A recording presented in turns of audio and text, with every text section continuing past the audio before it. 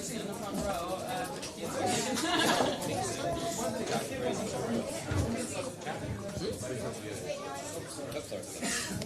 No, you're on the other side. This is the respondent's side. I need my cheat sheet. You marked it? Yeah. Yeah. Can he sit with you?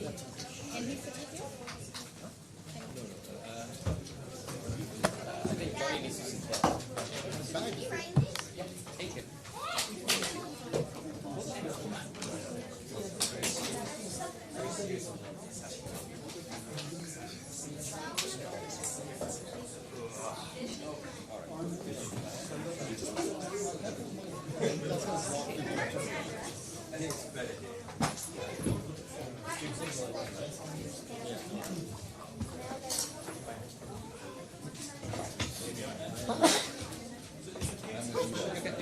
Yeah.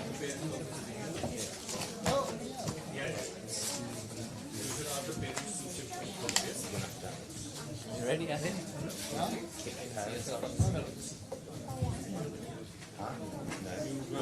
Is he busy reading? Oh, yes, yes. How are you doing? Absolutely. Both got my girls here. Let's do the preparation. Simon? Yeah. Amazing. Amazing.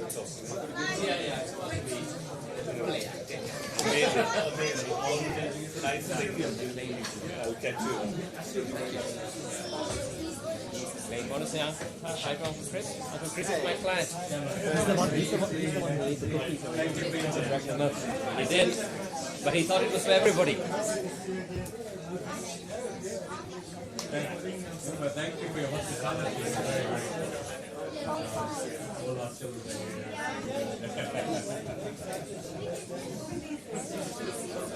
Please come send it with me.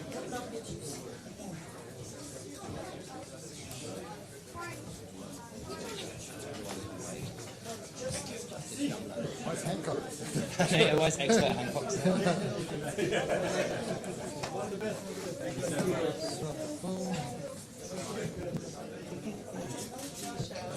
Oh, this is so much better. Have you not? No, What did we have last time? Yeah. Make the little. I've got full counsel here with me. Oh man, it's going to show you up. You can sit vertical counsel. If you put a city, but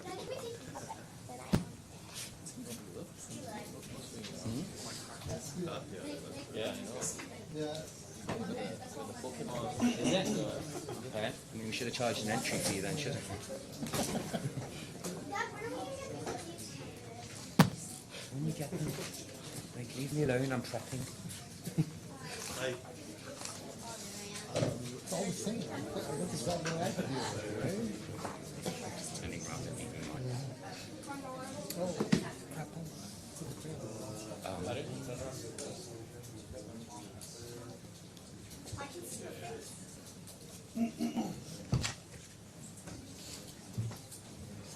So you had the breakout rooms?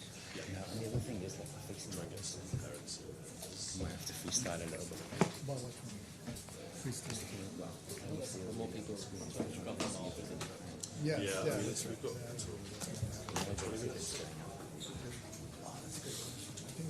You asking questions today?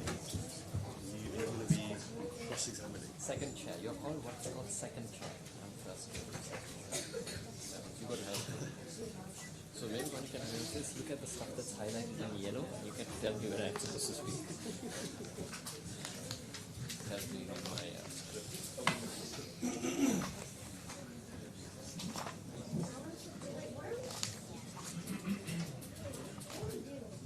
just watch.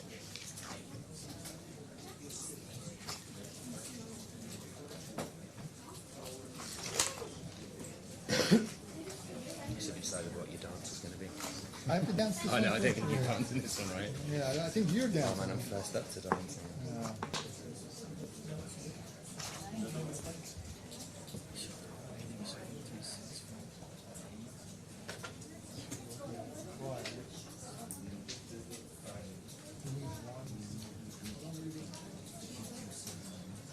Okay, just need to.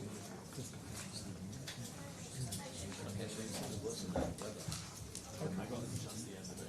he's not.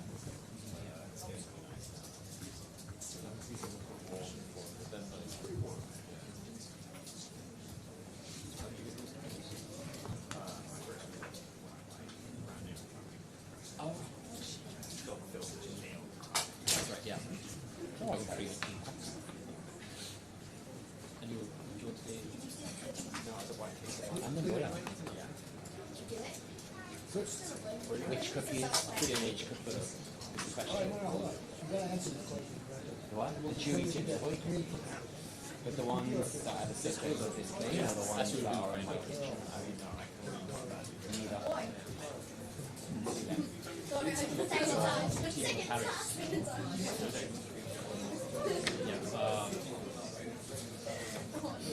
I mean,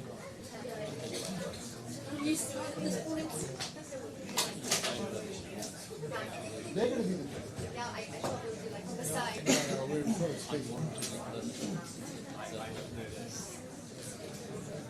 I didn't realize how far I've fallen away from myself until when it happened in an explosive ditch. And I was like, yeah.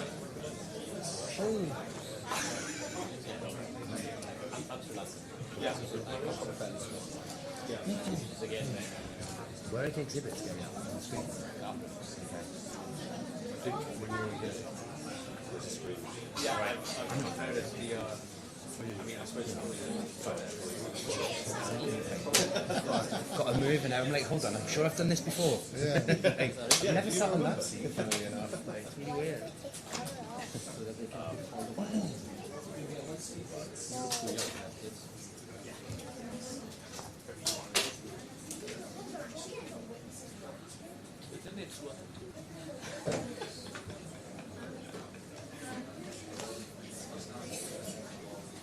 Parents are getting booted.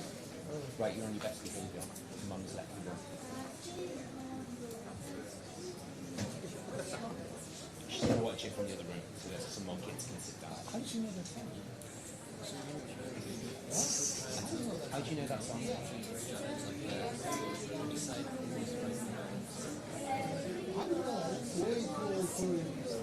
It'll be either on Fortnite or TikTok. Oh my god, that was like YouTube short.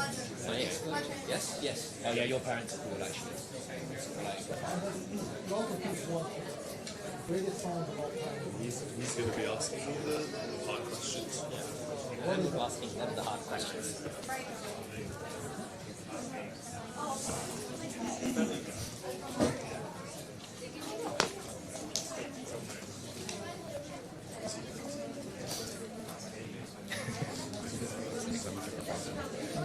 questions at the end. Yeah. The answer to it is like, I don't know once this starts. yes.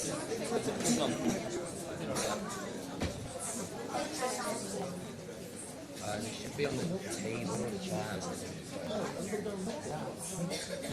Just skill one. Yeah. Because this is going to go up on YouTube.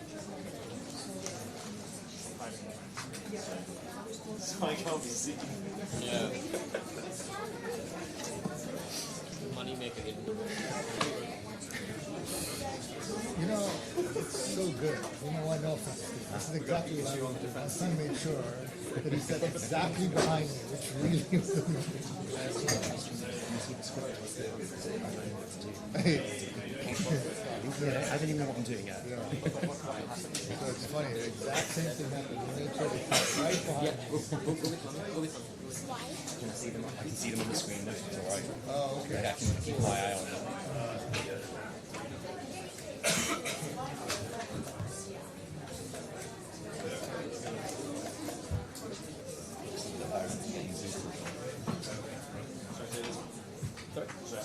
Yeah, I will.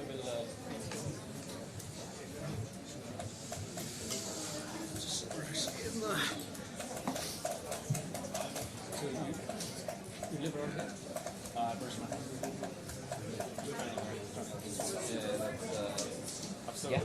That's the proper goal. That's the proper Dubai. Actually, it's a lot nicer, right? Yeah, actually, it's like a most in the Yeah, this is the border admission starts up moving away. Yeah, yeah. I suppose that's the standard really. It's a right one. yeah. There's some other breakout rooms, like where people go in between breaks, so you can talk about what's happened and work out strategy. I wanted to go somewhere else. Yeah. So that's a witness. No, so the lawyers sit here. The witnesses go there to get questions. The middle is usually the transcriber. Here. Yeah, I mean, it's Yeah. He's in the corner somewhere. something else. I don't know if we actually met. No, you're talking to John. Nice. John. Shock me around. How are you? Hello. Okay, great. I should just move over a second. Right, so we'll, From the UAE and Saudi office. okay. I recognize you guys. Thank you. Pictures. So. Mugshots. Hello.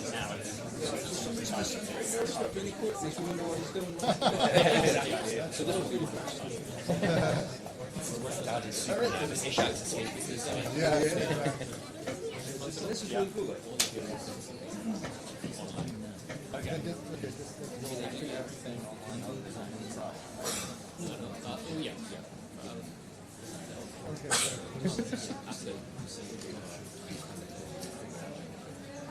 Hi, son. No, so he's coming. He's coming.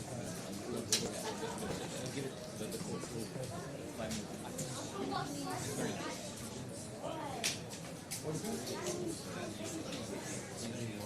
This is big from another. This is very common.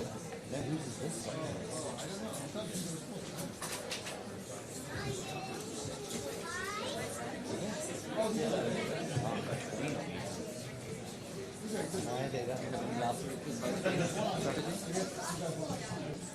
But I'm sure they're going to. yeah.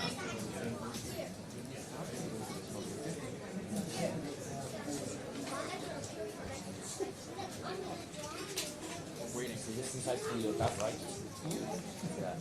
Hopefully He not. does. It's a report, that's what he writes. 10 minutes. He writes in Latin. Yeah, all the time.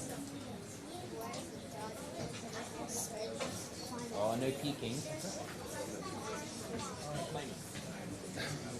He's the one who's responsible. Me as a defendant. He's trying to claim money for eating this house.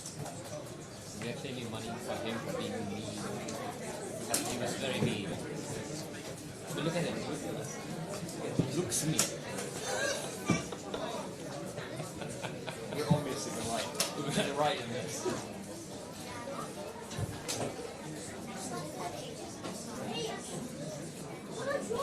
Yeah. See. We'll see what happens. You're going to decide. You're going to help the tribunal decide.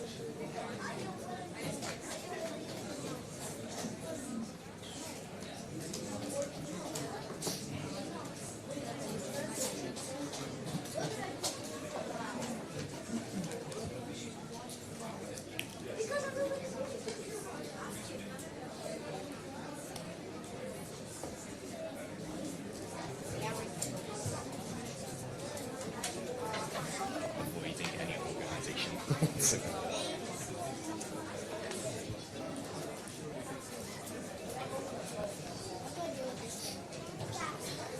Yeah. That's a Michael. What time is it? So, maybe in 12 minutes. I think there's still people coming up to this. Once the recording starts. So what's this case about? Yeah, you don't want that. You know the hot mic.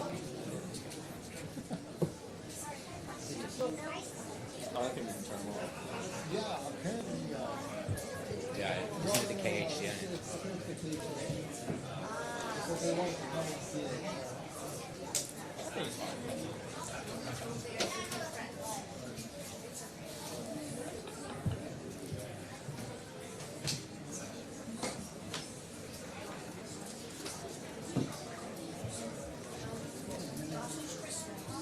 Sorry? The guy over there. In the suit. Short hair. You're going to go up there when you're giving evidence. Well, there we go. You've got a guess? No. The guy sat next to Torah. It's the second one. Read your body language.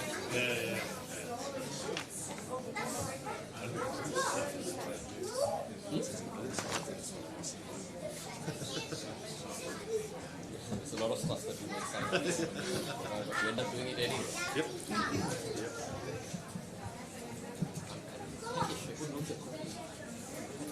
Ich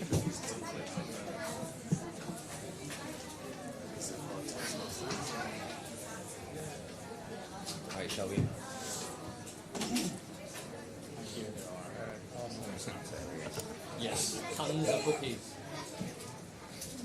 Just a normal day at the office. Yeah. I'll send it on to you. Eat them. I don't know. Hey boys.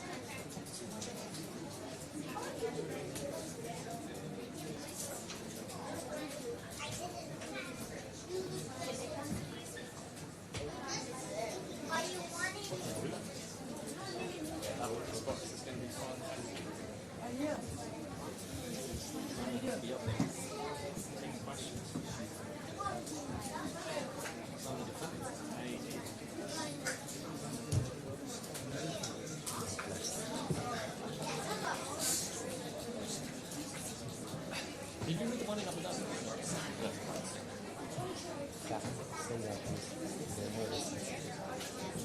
You lose your seat at 2 o'clock. Yeah, I'm in the same class.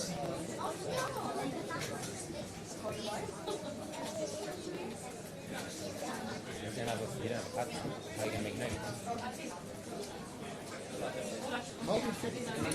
Just 12 next week, 10 days, and Rosie's just turned 10. And Torren's in Rosie's class, Safa. So yeah.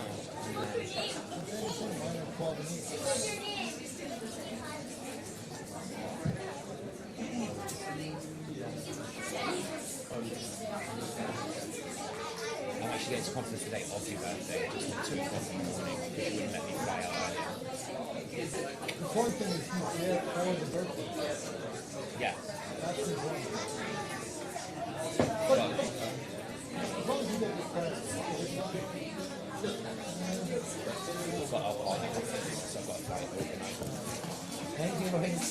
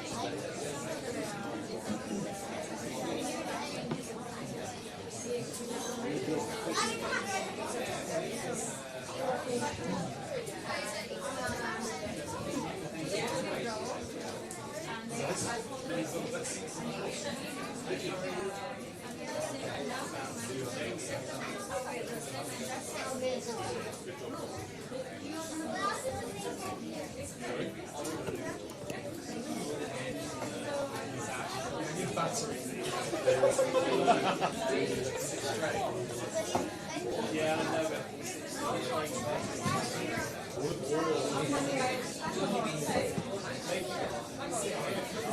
How are you?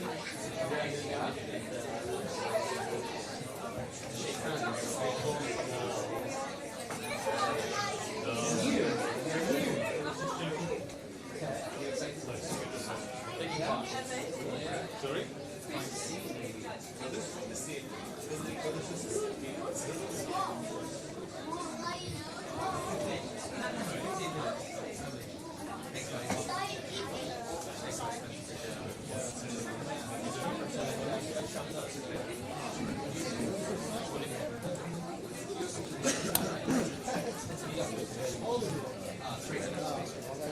Seen that? Well done.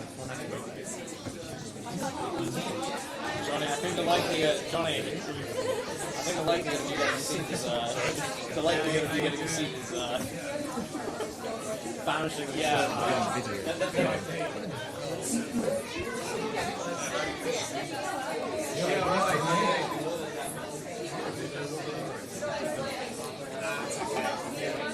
It's on the desk. It's not even if you can put seats together because of the arms.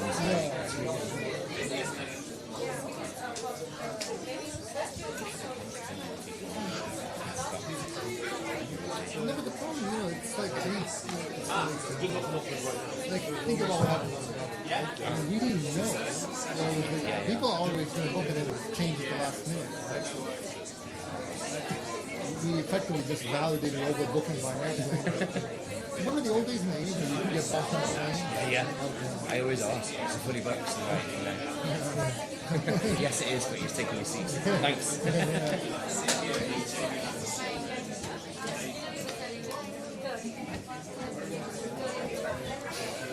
Do all the kids know each other?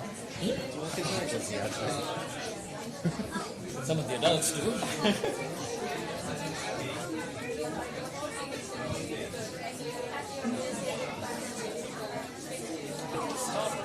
sit on a baby.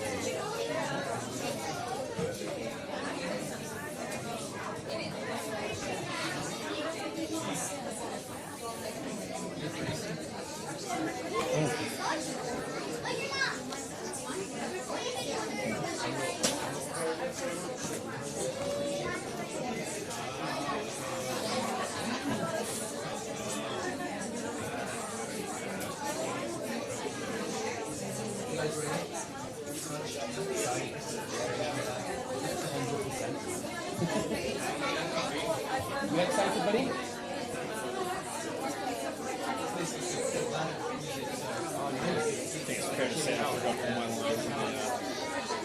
I think it's fair to say I forgot all my lines in the last 20 minutes. Ubed is, that is future rules. Oh, has he? Yeah, he's his. It's fine, I've got my own.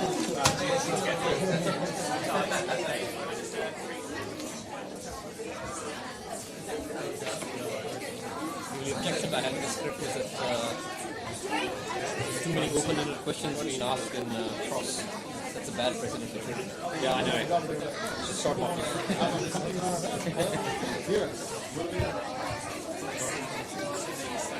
What's he going to say?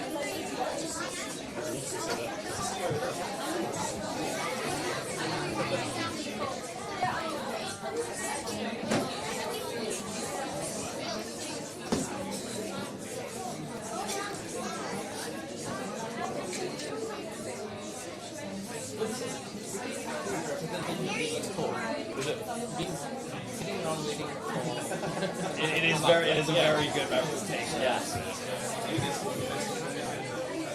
Back home, you can just go to the morning and then 2 hours later, the probably taken out, so come back and sit next time. You kid in the front. That makes sense.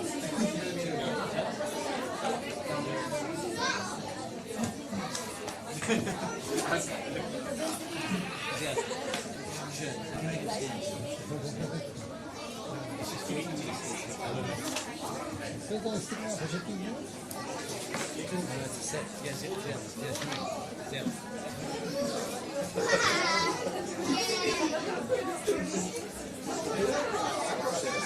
Jamie, I'll be outside. Sit on the edge of the desk.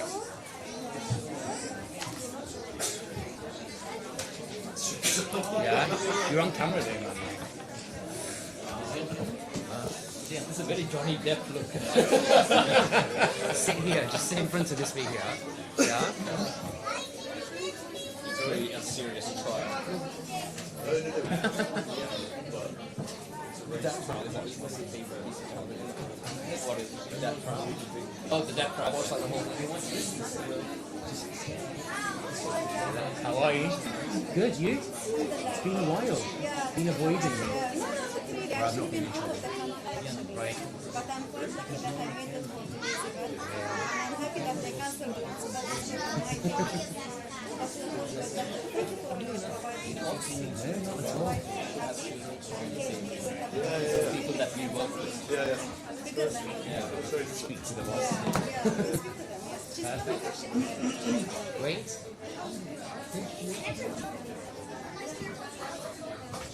Oh, if he shows up, I'll be impressed.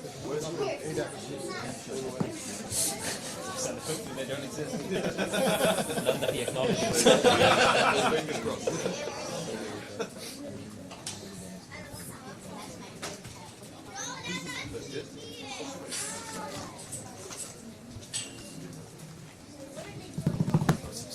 Assalamualaikum everyone.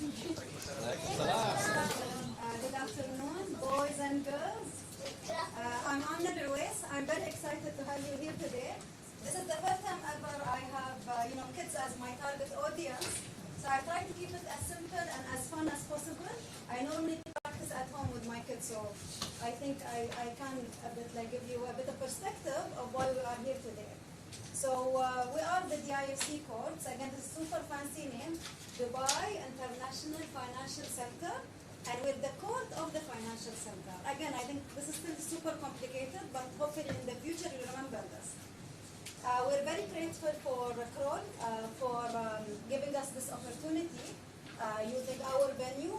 We are a court, so in the world there are 3 ways to deal with problems.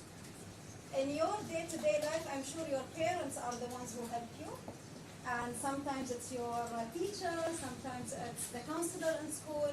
However, today you will see who else solves problems outside homes and schools.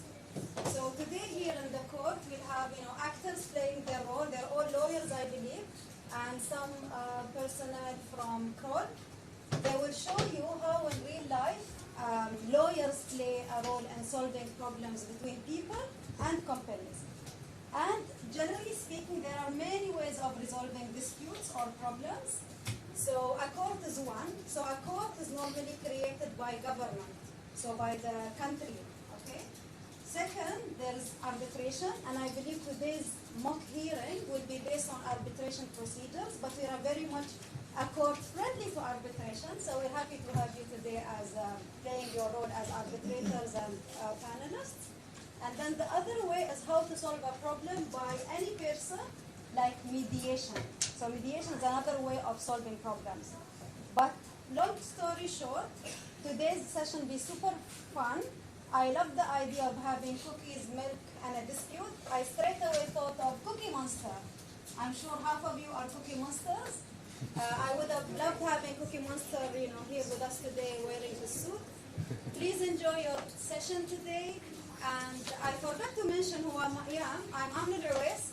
I'm the Chief Registrar of the DIFC courts, and I've played a huge role in the development of the court, but that's for another day. I'll tell you more about me and the courts maybe in another time when you grow up. You can come and intern for us. So over to you, Tom. Hi.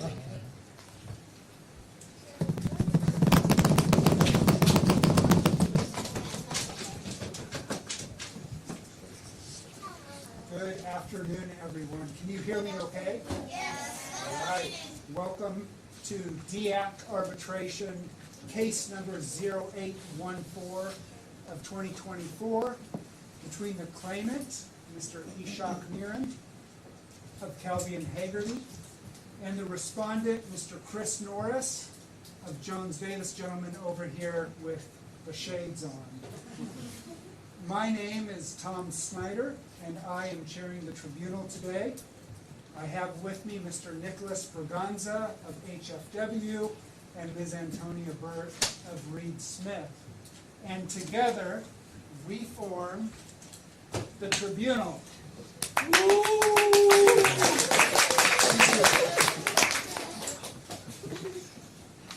All right, joining the tribunal, we also have a panel of tribunal-appointed experts.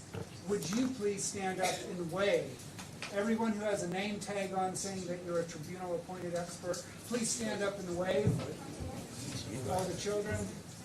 Excellent. Thank you.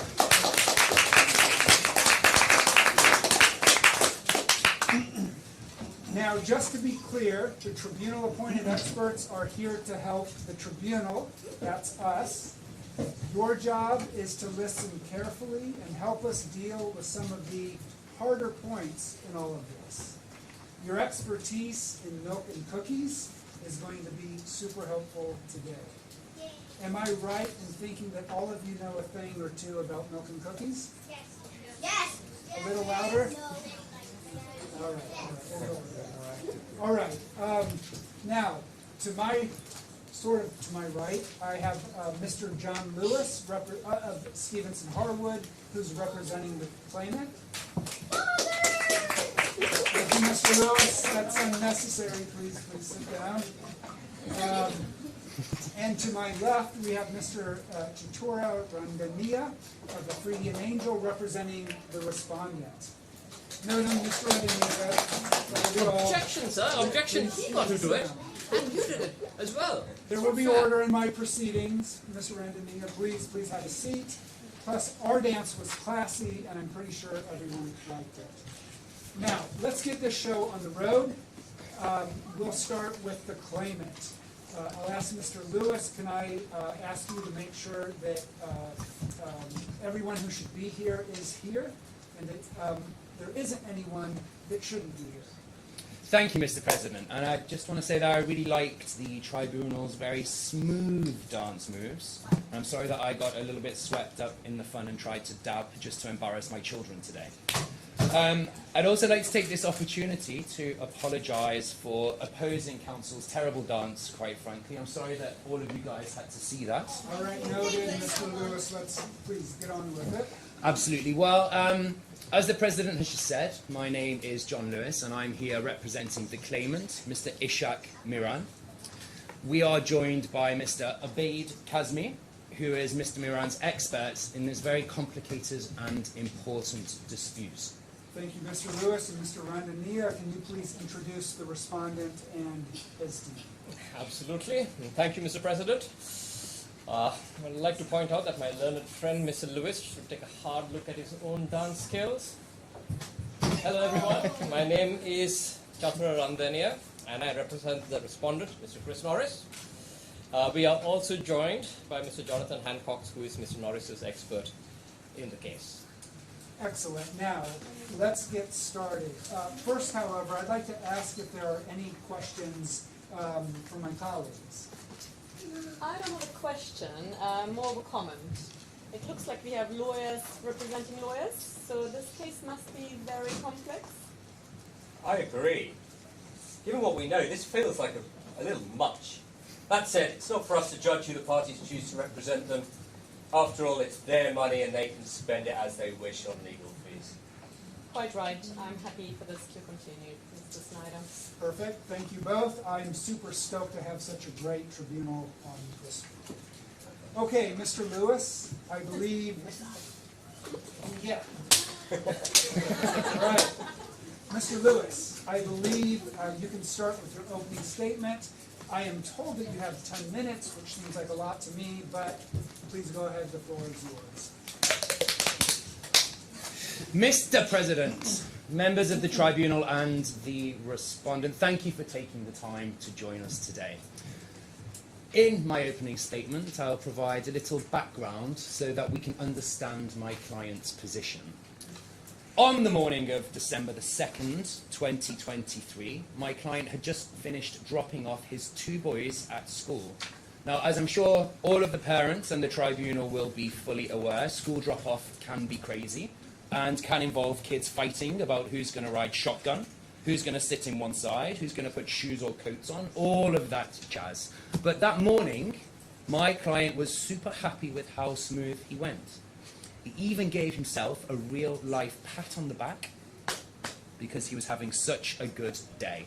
Now, after dropping his boys off, he went to the Mohammed bin Rashid Library to research the concept of dibs, which for an English person is also known as shotgun. He needed to do a little research on whether dibs would allow someone to use the monkey bars first at the playground. And this was for Mr. Miran's most high-profile client, a very influential 2.5-year-old whose name cannot unfortunately be revealed for confidentiality reasons today.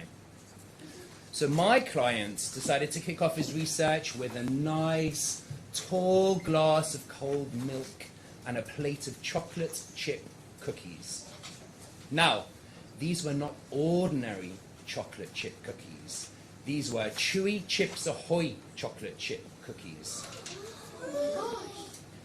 Exactly. Now, cookies that my client had painstakingly brought from the home of the brave and the land of the free, or America, as we English like to say.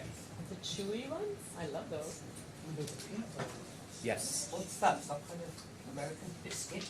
Exactly. It's the chewy ones, and there are a few of the peanut butter ones in there as well. These are soft, scrumptious, and really, the only way to start legal research is to eat these cookies. And when they are combined with a tall glass of cold milk, some might say they provide the fuel needed to win cases. Now, Mr. Miran took out his laptop and he put his tall glass of cold milk about 2 inches away from his plate of cookies.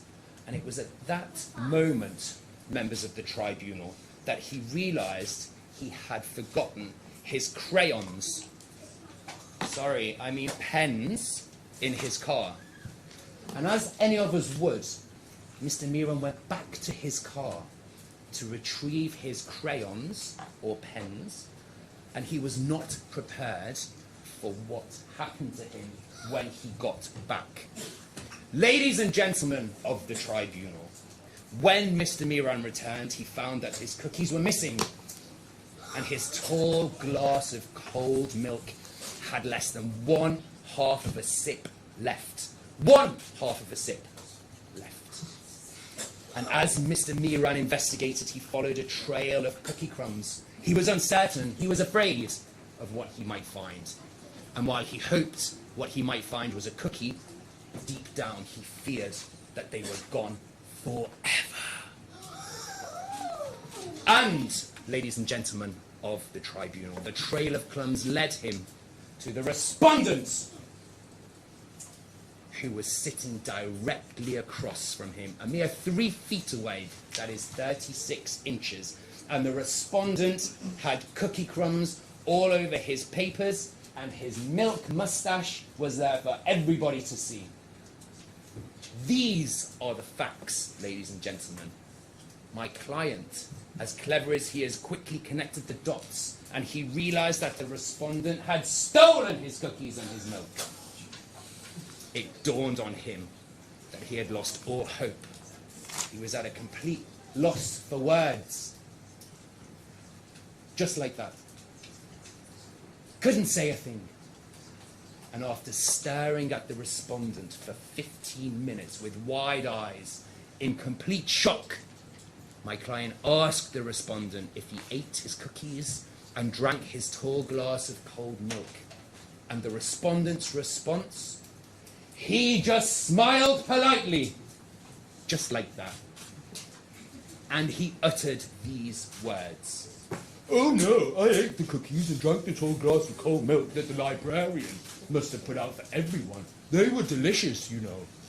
That does not sound like that.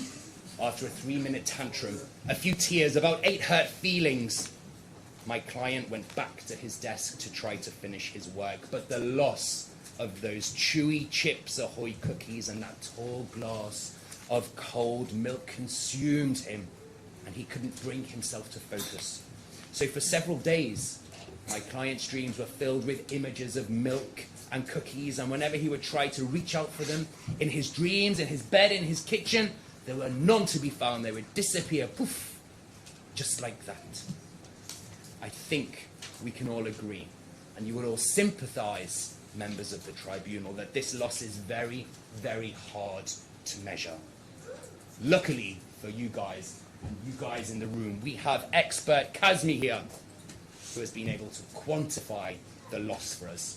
He is able to say the cost to Mr. Miran of that loss. Expert Hancock's, the big guy over there, has a very different opinion. But his numbers just don't add up. He can't even do maths. Got 12% on his last exam. And we all know what the numbers are supposed to do, don't we, boys and girls? They are supposed to add up. And on that note, I'd like to conclude my opening statement. Thank you all very much.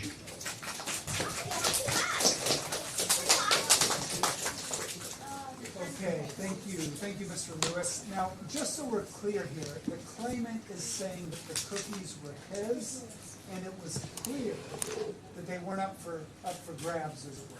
Yeah, that is correct. They were not up for grabs, but what I would like to clarify is that we are talking about cookies and a tall glass of cold milk.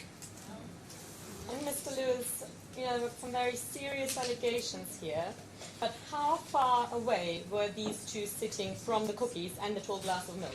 Well, according to my client, he was approximately 18 inches away from the cookies and the tall glass of cold milk. He said they were in his personal space area where he was conducting his research on the DIBS issue for that confidential 2.5-year-old client. Now, I understand that the respondent was approximately 25 to 25¼ inches away from the cookies and tall glass of cold milk. And if I may, I would like to introduce Exhibit A to the screen for the tribunal's experts to look at, which helps to illustrate this. Now, what they will all be aware of is that grown-ups can never put exhibits on a screen, whether that's during a real court case or not. So what we might do is move on from that one. Oh. Oh. Exhibit A, there we go. Let's see. That is where the cookies and the milk were on the table. And as I said, 36 inches away from each other. They were miles. Well, clearly not miles, Mr. Lewis, but I don't have any further questions. Well, what I would say is that equivalent to miles in cookie terms, and I'd be pretty sure that half the kids in the room do not know what a mile is. Mr. Lewis, I have a question. Yes. So for those of us who are unfamiliar with these biscuits, can you describe them? Absolutely, Mr. Vigranza. May I ask if you are familiar with the concept of chocolate chip cookies? I'm familiar with the concept of chocolate chip biscuits. No, not biscuits, cookies. They look like regular chocolate chip cookies, but are soft and chewy, which makes them at least 17 times yummier than a regular chocolate chip cookie. Scientific fact, for anyone asking that. They are about 2 inches wide and have a lot of chocolate chips, depending on how big your mouth is. Every bite has about 4 chocolate chips in it. And do not forget, please, my client brought these cookies in his checked baggage on an Emirates flight to Dubai, where he spent over 28 hours on a plane just to bring them here. And if you want to know more about them, Mr. Braganza, my client will happily walk the tribunal through this during his testimony. Thank you, Mr. Lewis. It might be helpful for the tribunal to taste these cookies, perhaps with a tall glass of cold milk. That will give us a better understanding of all the matters in dispute. Otherwise, I'm afraid, I don't think we'll really be able to properly understand what's so special about these particular biscuits. Well, given that they are from the United States, I believe they are called cookies, Mr. Braganza. Yeah, sure, cookies. Might I suggest you bring something during the break? Well, absolutely, but I'm a bit worried that this will distract all of the children in the room from the important issues at hand. No, I don't think it would. I'm quite offended by your suggestion. We are a well-experienced tribunal and take our role very seriously. Shame on you for suggesting otherwise. Well, I did not suggest anything of the sort, and without wishing to sound like Donald Trump, I am offended at your offence at my offence, Mr. Braganza. So, nonetheless, I'll see what we can do. Your offence at my offence is offensive. Please do the needful, Mr. Lewis. No further questions from me. That's a lot of offense. Let's all take a step back, please. Mr. Lewis, it seems to me that the issue here isn't about whether or not the respondent ate the cookies. It seems that he admits that he did. Instead, the question here is if the cookies were put out in a way that made them look like they were for everyone. Can you confirm that's your client's position? Yes, that is correct, Mr. President. I understand that cheating sly respondent over there admits that he ate them, but is claiming he didn't do anything wrong by doing so, which I think we can all agree is absolutely preposterous. Obviously, my client disagrees completely, and there will be other children in this room that clearly disagree with that position. Well, I don't think we can agree on anything right now. But look, I'm famished. I think we should take a short break before we hear from the respondent. Mr. Lewis, I believe you were going to get us some refreshments. Yes, but I do have one small comment, if I may. Please go ahead. I feel it is a little bit unfair if you guys get cookies and tall glasses of cold milk and the rest of the audience don't. So we've got all of these tribunal-appointed experts with us, and it feels like not sharing with everyone and not providing those biscuits for everyone would really be Jiminy Cricket, I suppose. That's what I mean. I'm not sure how Jiminy fits into this, but that said, you make a valid point. we don't want to be rude. So by the powers invested in me by the DIFC arbitration law and the Convention on the Recognition and Enforcement of Foreign Arbitral Awards, I decree that there will be cookies and tall glasses of milk, cold milk, for everyone. Smashing idea. Great, but just one question: who's going to pay for all of this? Break time, 10 minutes. See you all after the break. Cookies and milk are right outside the doors behind you. 10 minutes, though, and we'll be right back here. 10 minutes only.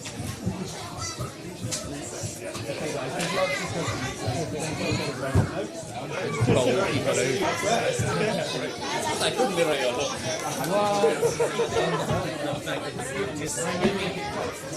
I'll take pictures. Yes.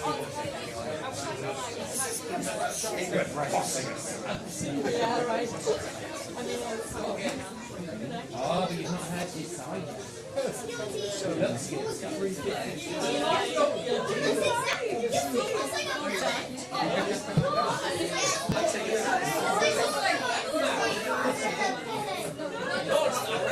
I know how you guys coming.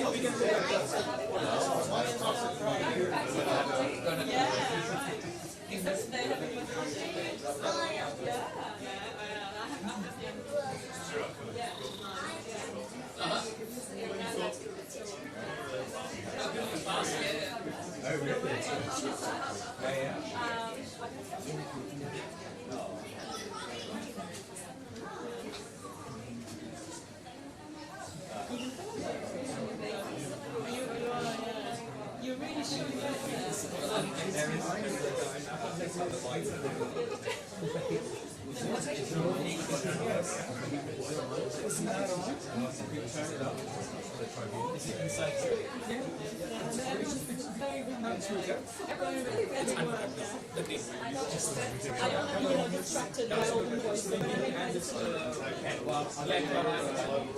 It's may not turn us up a bit.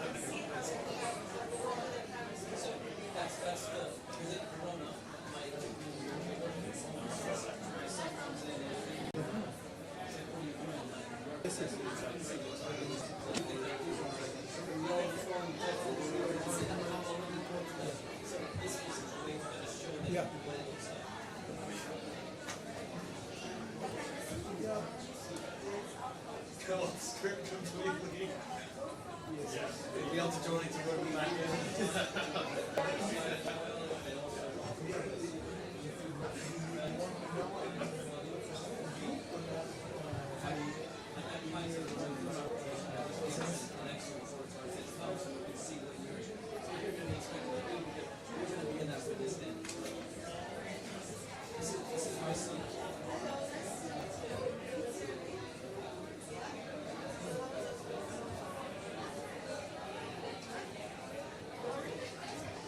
Yeah, no problem. But now I'm in the conference now with my DD.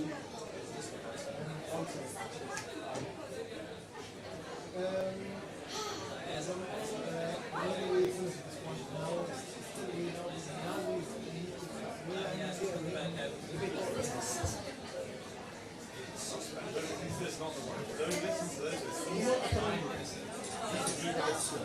Morning by morning I'm doing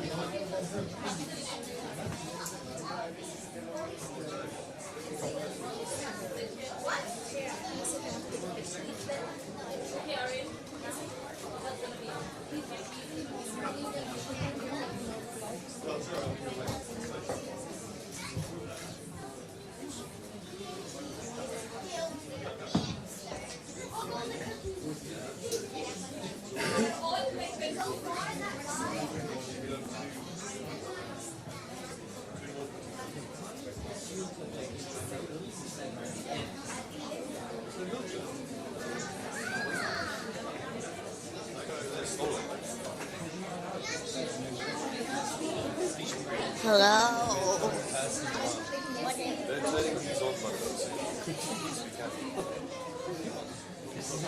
Hello. He's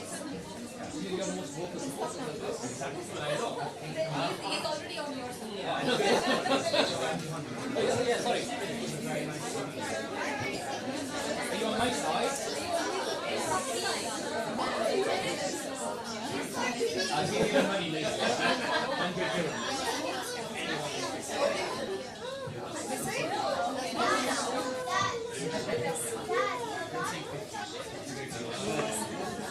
Pricing is going to come up.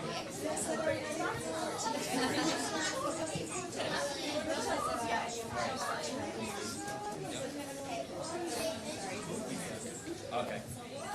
These are all of the genius lawyers. They are real lawyers, they're not acting today.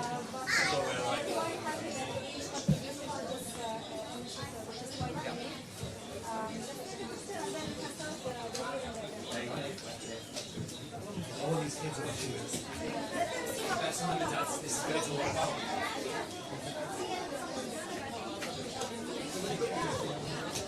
The first round.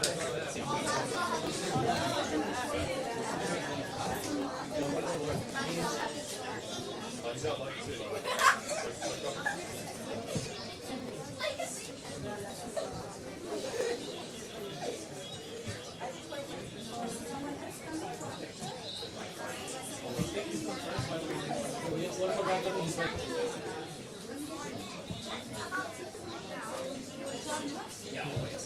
Every 6 minutes. Walk slowly. Walk slowly. I'm just election skills. Elections are like that. You assess it relative to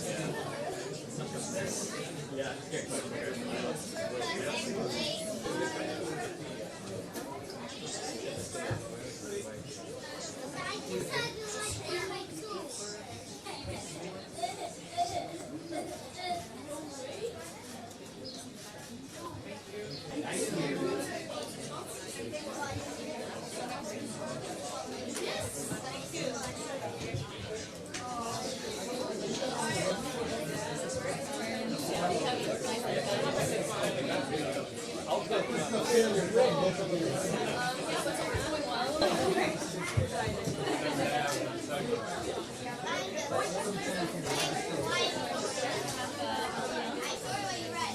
This is the head, right? Is it?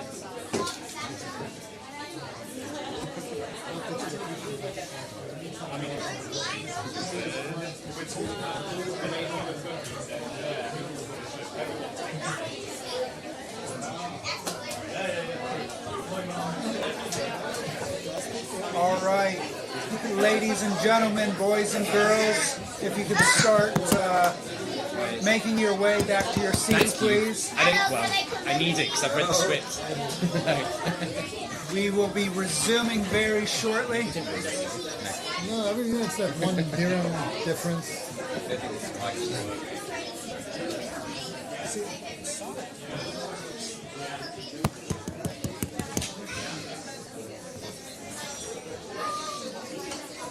All right, do we have all the tribunal appointed experts back in the room? We have the claimant and the respondent. We have the esteemed legal counsel on both sides.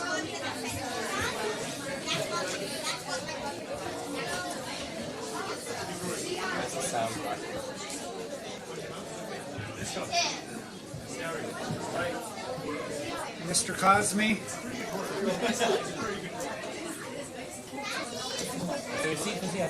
Mr. Cosme, would you take your seat, please? Paul, is this on free? Yeah, I'll go get that.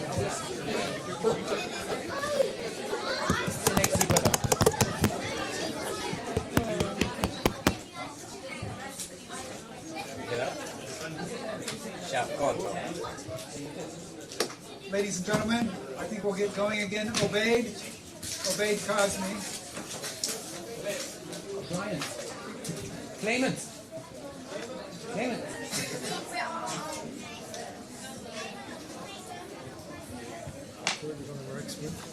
I don't think we need him, yeah? We don't need him at this point. Okay? All right. Welcome back, everybody. I hope you enjoyed the milk and cookies. I hope we don't have too much sugar in our systems. As soon as we have the door closed, Mr. Randania, the floor is yours for your opening statement. Thank you, Mr. President, members of the Tribunal. My colleague, Mr. Lewis, has painted in his usually overly dramatic fashion and with a lot of unnecessary finger-pointing a very detailed picture, one that casts my innocent client, Mr. Norris, in a very unfavorable light. It is true that my client was at the library. He was also working on some very important legal research on a disagreement between two also very confidential clients. My client was researching the concept of, one, sticks and stones may hurt my bones, but names will never hurt me. And two, I'm rubber, you're glue, whatever you say bounces off me. Mr. Very Randania, close to figuring out. is it break my hurt my bones or break my bones? He was very close to figuring out how to use these two concepts to deliver justice, pretty much like Batman does. Basically, my client is Batman, without all the cool fancy stuff, apart from the glasses. Here's what really happened.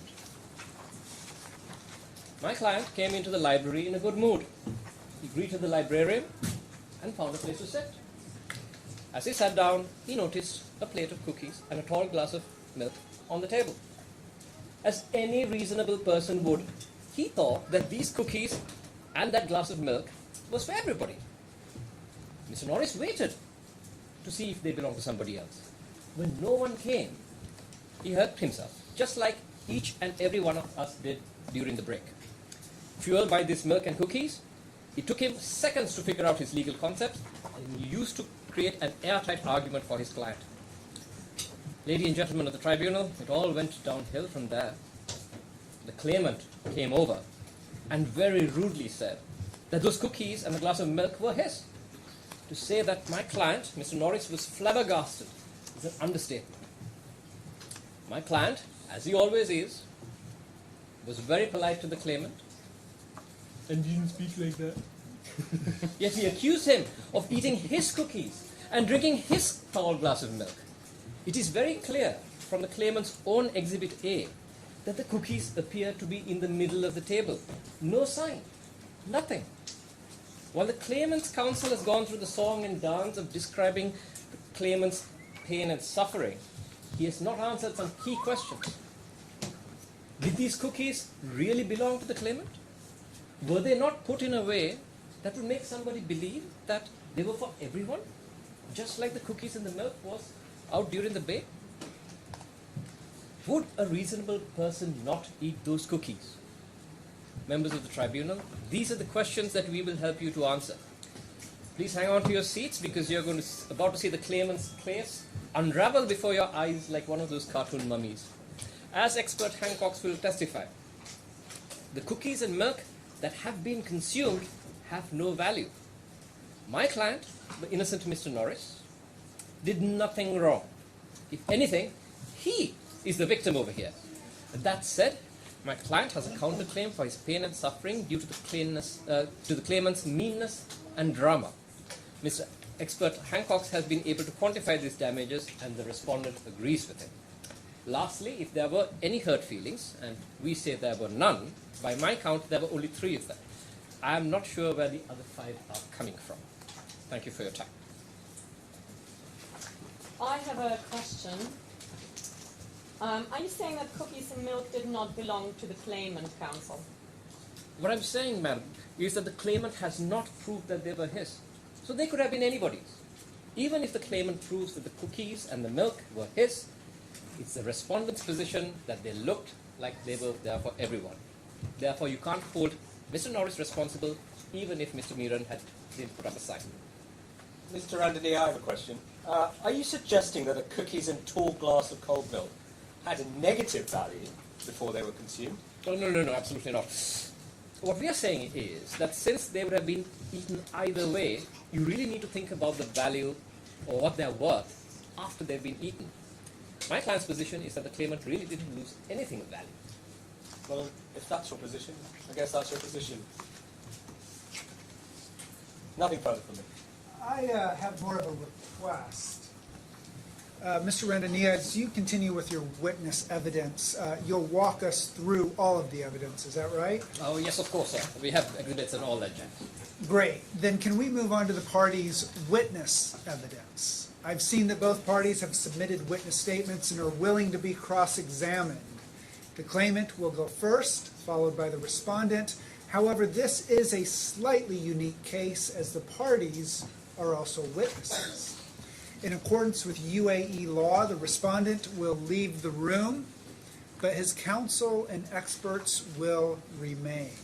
This is to ensure that both parties are treated equally and that neither party has the benefit of hearing what the other is going to say before they testify themselves. Understood. Thank you, Mr. Randani.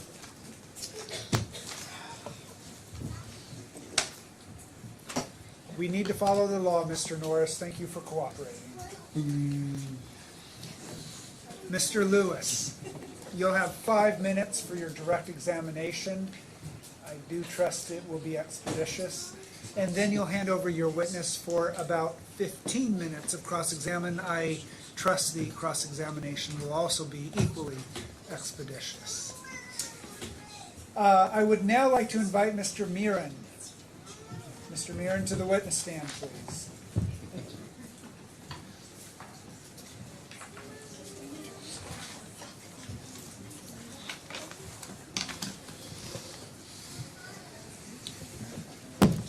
Mr. Mirren, once you get settled, would you please state your full name for the record? It's Mr. Ishaq Miran. Is your first name Mr.? No, sorry. Please state your full name for the record. Ishaq Miran. Mr. Mirren, please repeat after me. I swear by the Almighty God I swear by the Almighty God to say the truth, to say the truth, the whole truth, the whole truth, and nothing but the truth. nothing but the truth. Thank you very much. Mr. Lewis, please hand him over to your colleague when you're done.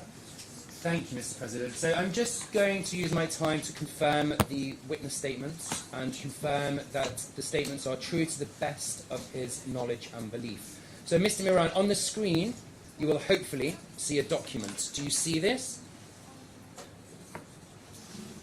In front of you, maybe, Mr. Miran. Do we have the witness's witness statement? There we go. No. That's his amazing lawyer. There we go. Yes, I see it. There we go. Okay, is this your witness statement? It is.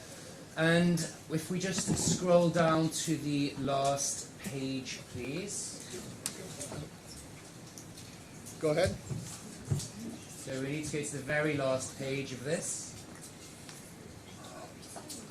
Keep going, very long witness statement, lots of legal fees to draft this. There we go. So, Mr. Moran, can you tell us if this is your signature on that document? It looks like you've signed that with a yellow crayon, and there's an interesting picture of what appears to be a car and a mushroom next to it. Yes, while I can confirm that is my signature, I definitely signed it with a pen. I don't know why your computer made this mistake and made it look like an orange crayon. I assure you that's totally your computer and not me. Okay, thank you. Do you have any corrections to your statement, Mr. Moran? No, I think it's there for everyone to see. Plain as cookies on a plate of plain as cookies on a plate, if you might say. Yeah, at one point before they were eaten by the respondent. But just before I hand you over to my learned friend, please. As you've seen, we are being recorded today, and the court recorder is preparing a transcript of everything that has and will be said today. So please make sure you respond verbally. Don't just shake your head. Speak clearly, and try to say yes or no. Sure thing, boss man. Aye, great. Mr. Randania, Mr. Randania, beg your pardon, will be asking you questions for about 15 minutes. Is that understood? Understood. Okay, thank you, Mr. Mann. He's all yours, counsel. Thank you, Mr. Lewis. Now, Mr. Mirren, I'd like to get a better understanding of the facts. I won't ask you to repeat your entire statement, but I'll ask you a few questions. Is that going to be okay? That's okay. I have nothing to hide. To quote Martin Luther King, truth is like gold. It is to be obtained not by its growth, but by washing away what is not gold. Thank you for that, Mr. Mirren. We also have nothing to hide here, and our focus here is to help the tribunal, to make sure that they have all the facts that they have to make a judgment. Me too. Yeah. Before we get started, may I ask you to say that you don't say anything unless I ask you a question. Okay? Remember, you are under oath. Let's get started, shall we? Can you walk us through how you came to own these chips, Ahoy, and the milk? Absolutely, I bought them. Where? At a grocery store. Where was this grocery store? Well, I didn't buy the milk and cookies at the same place. Aha! We're getting somewhere. Let's start with a cold glass of milk. Where did you get that? From Waitrose. Where was this Waitrose? In the Galleria Mall in the greatest city in the world, Abu Dhabi. I think you may be mistaken there, but it's Dubai. But great. And the chewy chips Ahoy? Those are difficult to get in the UAE, so I got them from the States. And when you say States, you mean? I mean the United States. USA! USA! USA! Yeah, yes. Thank you for that. and where in the United States did you buy these cookies? From the grocery store Giant. And for the benefit for the rest of us, that would be? That is a grocery store in my hometown of Pottstown, Pennsylvania. And did you get a receipt when you bought these cookies? I'm sure I did. Are those receipts part of the record? No, I'm pretty sure I threw them away. You see, I bought the cookies and I only have 2 pans, right? And so when I was trying to leave, I wanted to eat a few of the cookies before I got home. And because if I got home and the kids find the cookies, well, that'll be the last time I see those cookies. Interesting. So let me get this right. As you sit here today, you can't prove that you bought the Chewy Chips Ahoy and the related milk. No, I bought them. Okay, can you prove it to us, please? They were mine. Sir, please answer the question. Well, look, I don't have a receipt, but they were mine.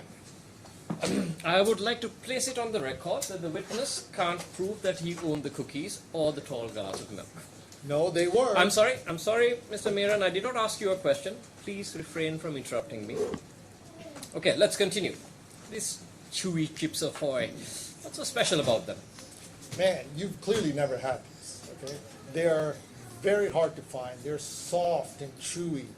And and as my kids would say, they are the foundation of a well-balanced diet.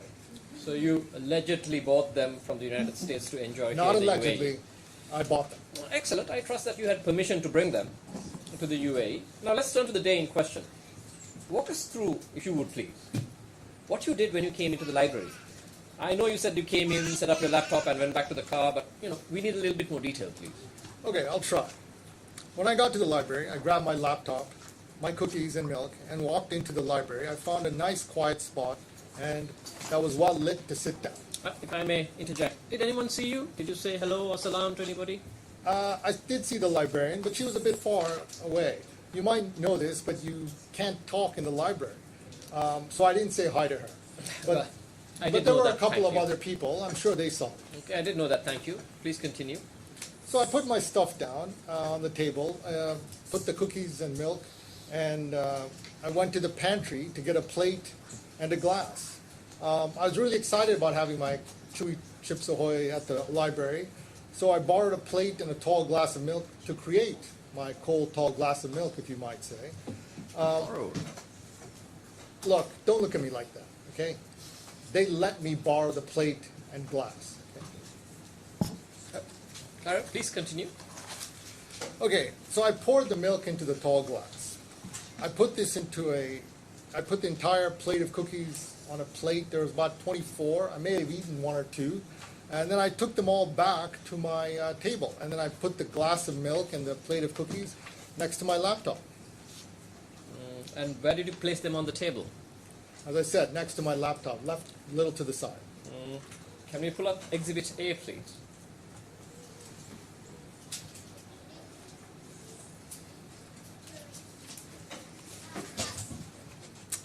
Yes, that's exactly it. Okay, hang on there a little bit. Okay, all right. So you've seen this exhibit before. Is this pretty much where they were? Yes. Okay. It was in my space of influence, as you might say. That's for the tribunal to decide, Mr. Miran. Please focus on answering the questions only. I move to have the comment about the space of influence stricken from the record. Objection! That is the witness's testimony. Sustained. I agree that the definition of space of influence is a matter for the tribunal. Court reporter, please strike that statement from the record. Counsel, please go ahead. Thank you, Mr. Miran. What happened next? Well, I ate 3 more cookies, and I had about 4 sips of cold milk just to get my research engines going, you might say. Sure. Then I pulled out my notebook, so I can take some notes, and I started looking for my pen. I realized I left my pen again in the car, and so I went to get my pen. Mr. Miran, I submit to you that it is irrelevant whether it was a pen. I submit to you it's not. Fine, please continue, but may I remind you that you are under oath and you must tell the truth at all times. Well, pen, crayon, there's no difference really. Anyway, I left my stuff on the table and went back to my car to get my writing instrument. When I came back, the guy, your client, had eaten all my cookies and drank my tall glass of milk. That's to be determined, Mr. Miran. But hang on a second. You said you went back to your car. How long did that take? It's about 5 minutes. So you returned in 5 minutes? No, it's about 10 minutes round trip. But when I got back to the library, I saw a really cool book on the history of cookies in America and decided to flip through it. So how long would you say you were away from your space of influence? So you please answer the question, Mr. Miran. Mr. President, this witness is being difficult and refused to answer. Do I have permission to treat him as a hostile witness? Permission denied. Mr. Miran, though, please focus on answering the questions that are put to you. Okay, all right. No buts, please, counsel, please continue. Thank you, Mr. President. Let me rephrase. Mr. Miran, how many minutes do you estimate that you were away from the cookies and the milk? I'd say about 45 to 57 minutes. It was a pretty good book. I'd like to submit for the record that Mr. Miran said that he was away from the cookies and the glass of milk for an hour. Actually, it was less than an hour. Understood, and we make note of Mr. Miran's clarification. That's all the questions I had, sir. Mr. Miran, I have a question or two for you. Are there any witnesses that can testify to the fact that you legally purchased the Chewy Chips Ahoy cookies? Yes, Mr. President. I believe my wife and sons can testify to the fact. I'm sure there were security cameras as well at the stores where I bought the cookies and milk. Well, we might need to look into this. Should we need the testimony of your beautiful wife and family, I expect that that can be arranged. Well, Mr. President, I don't know if I want to subject them to questioning by that meanie. Is that a no, Mr. Miran? No. If the tribunal feels it's important, I will ask them to testify. Okay, that's what I thought you meant. I had a question about this book that caused you to be away from your space of influence for almost an hour. Again, it was 45 to 57 minutes. That is oddly specific. Nonetheless, what's the name of the book? Yes, it was the Great American Chocolate Chip Cookie Book. It's available online if you want, and it's quite the page turner, if I may say so myself. In which way were you facing in relation to your space of influence whilst you were reading the book? Could you see the respondent from where you were sitting? Well, I saw one of those beanbag chairs, and I started off standing for about 11 seconds, and then I got tired and thought that it would be wasteful not to use a perfectly good beanbag chair. I was facing away from my space of influence, but couldn't see over the bookshelves anyway. Mr. Miran, I have a question actually. Were you not worried that your tall glass of cold milk was going to get warm? Well, Mr. Braganza, this is Dubai, and they do have air conditioning, so I wasn't too concerned about it. You believed, at least at that time, that your cold glass of cold milk wouldn't get warm? Yes, that's correct. Okay, no further questions for me. Thank you. Mr. Lewis, would you like to redirect? Yes, Mr. President, but I will keep it short. Mr. Miran, do you visit the Mohammed bin Rashid Library often? Yes, you could say that. And just roughly speaking, by way of estimate, how many times a month do you think you go there? Not as often as I would like, maybe a few times a month. I got in trouble last time for talking on the phone. You know, one of those annoying Kroll experts called me. Yeah, Mr. Kazmi, but I'm still confused as to why your phone wasn't on Do Not Disturb like any normal person. But anyway, question. In all of your visits to the library, have you ever known them to put out milk and cookies for the patrons? Never. And in all your visits to the library, have they ever put out snacks for everyone, Mr. Miran? Absolutely never. And one final question, and I appreciate this may be a little bit sensitive and land you in jail. Is eating and drinking allowed in a library? Well, let's be honest, technically no. But as I was going to be careful not to make a mess and drop anything, please don't tell the librarian. She's already mad about that phone incident. Yeah, I mean, look, we all know that snitches get stitches, Mr. Miran, and since these proceedings are confidential, your secret's safe, at least with me. Not sure about this guy. But just to recap, in all of your visits to the library, you've not seen one time when snacks, let alone cookies and milk, were set out for everyone to enjoy. Furthermore, this is consistent with the library's rules and regulations that say you can't eat and drink in there, and therefore, seeing a plate of cookies and a tall glass of cold milk would not be normal. And everyone should have known that the library did not put them there. Isn't that right, Mr. Miran? That is absolutely correct, Mr. Lewis. Thank you. No further questions from me. Thank you. Mr. Miran, do you have anything further to add? I do not. Okay, Mr. Mirren, you are now dismissed. You are no longer under oath. Thank you, Mr. Mirren. The tribunal has determined that we will be implementing expedited procedures, and we will be proceeding directly to the testimony of Mr. Norris. So, Mr. Randania, can you have your client summoned and have him take his spot in the witness stand? Absolutely. Thank you.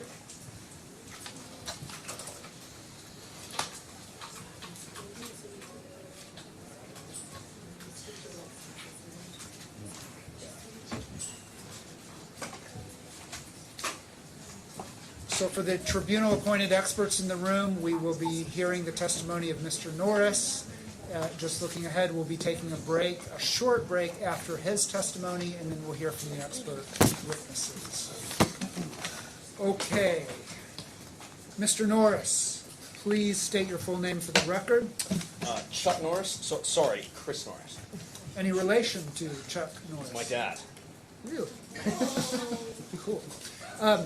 Mr. Norris, please repeat after me. I swear by the Almighty God. I swear by the Almighty God. To say the truth. To say the truth. The whole truth. The whole truth. And nothing but the truth. And nothing but the truth. Mr. Randania, he's your witness. You have a couple of minutes, very brief minutes, for direct examination, and then you can tender him to your colleague for cross-examination.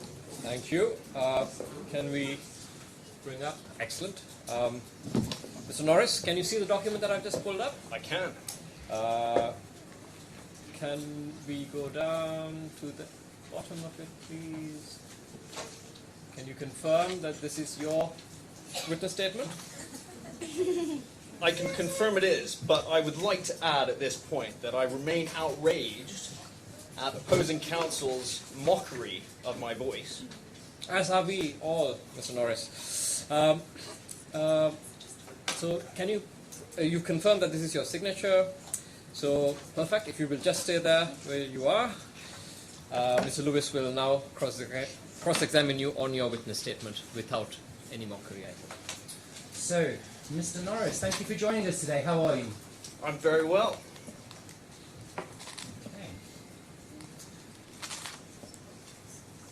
Sorry, Mr. Norris, this case is a very complicated and complex one, which is charged with emotion and at least 8 hurt feelings at the last count.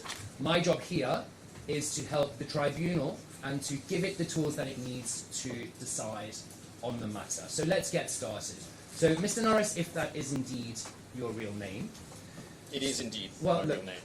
Yeah, sometimes people have fake names and sign them on witness statements, so I just wanted to make sure that your name is Chris Norris. Sometimes it's Chuck Norris. Okay, let's check that later.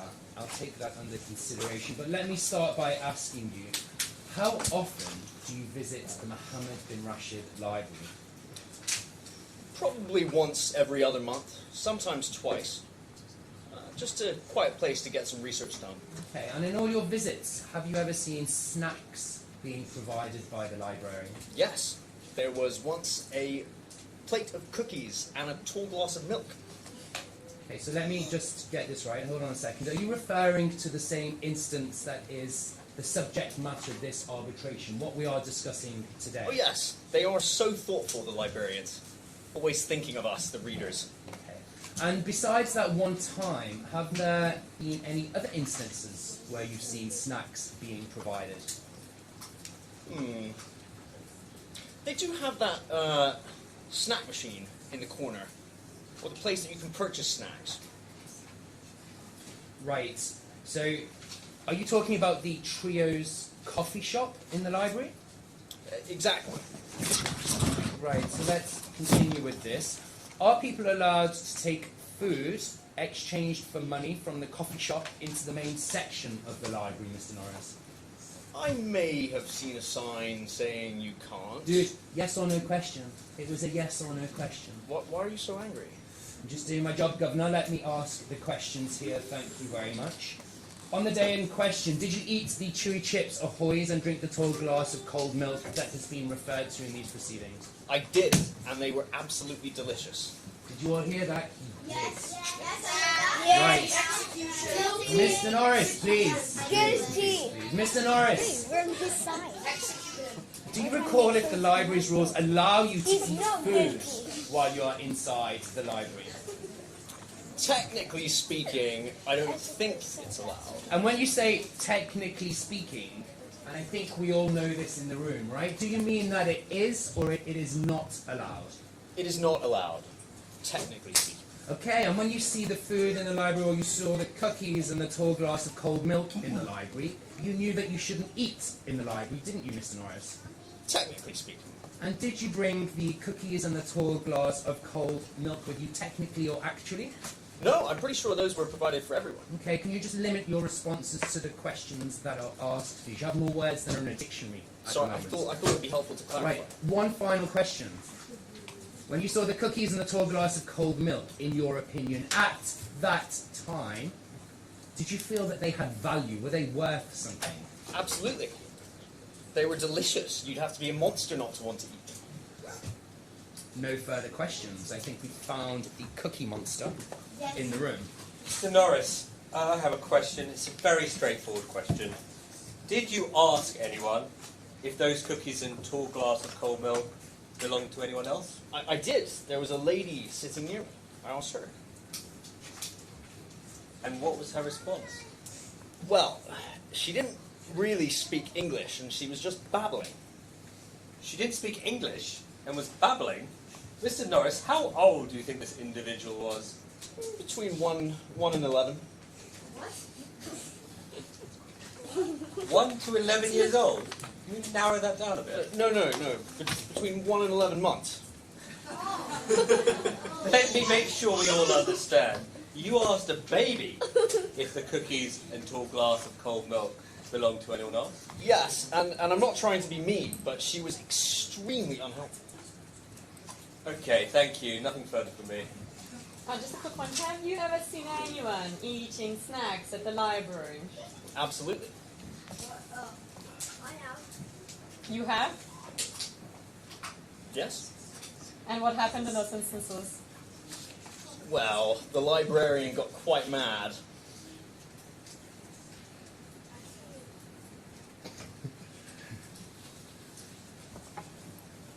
Well, suffice it to say you're not supposed to eat in the library, isn't that right?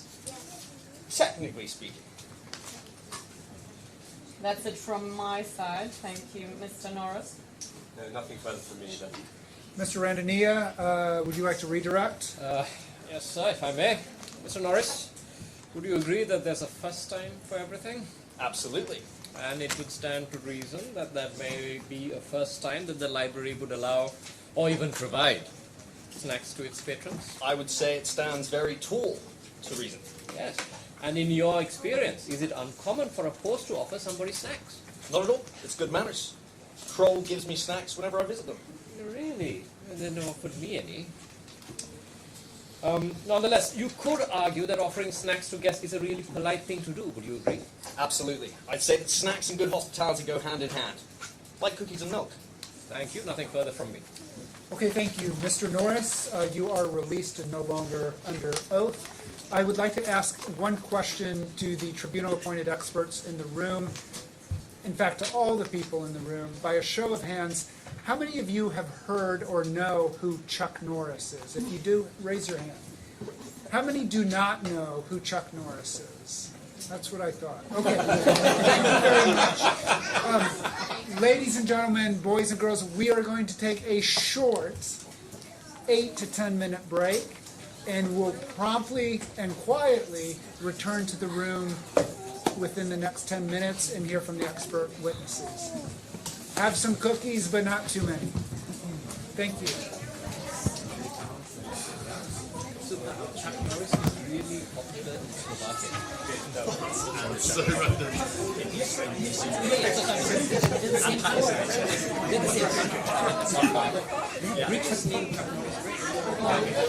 That's kind of random. It's kind of crass. I got called Chris, not Francis. That's a pretty comprehensive.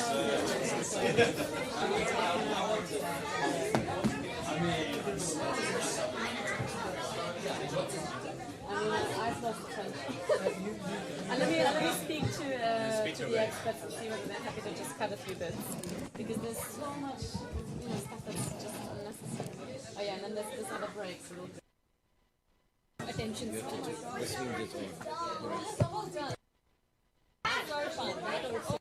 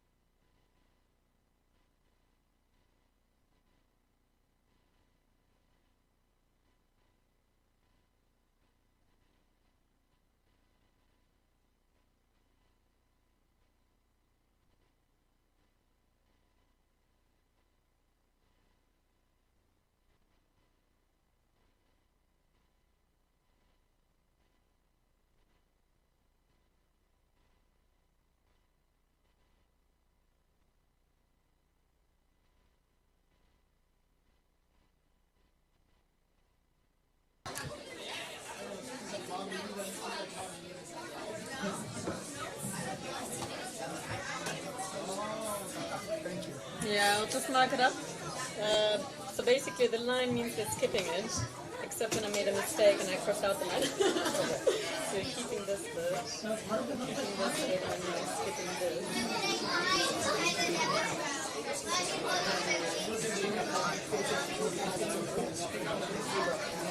Yeah. Excuse me, sir. The judge's need to take some picture. Yeah, okay. He's coming. Just 2 minutes, sir. Antonio, we need to report to the judge.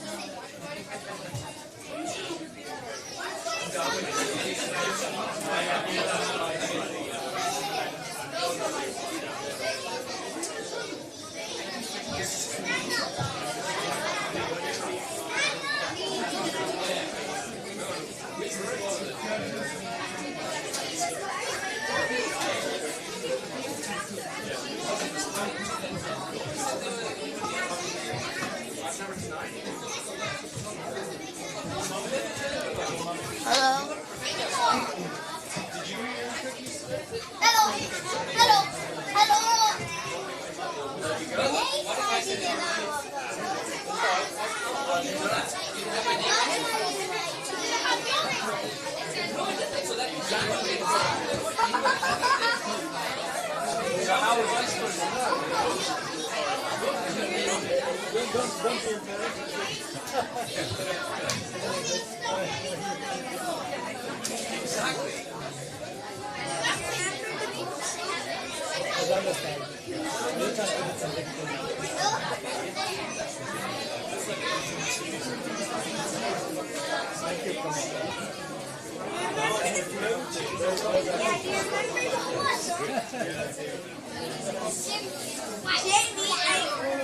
Jamie, I dare you to first thing you do at your house, tell Alexa or whatever there you have.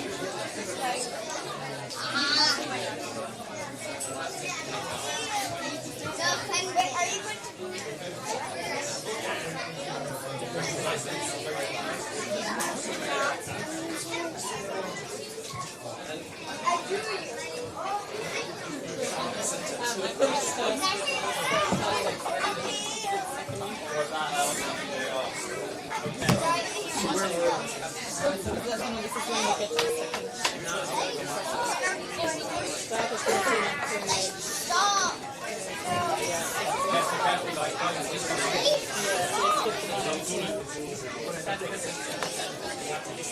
All right.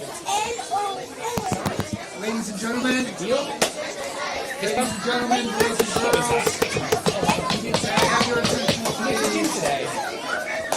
We are going to carry on. Please take your seats.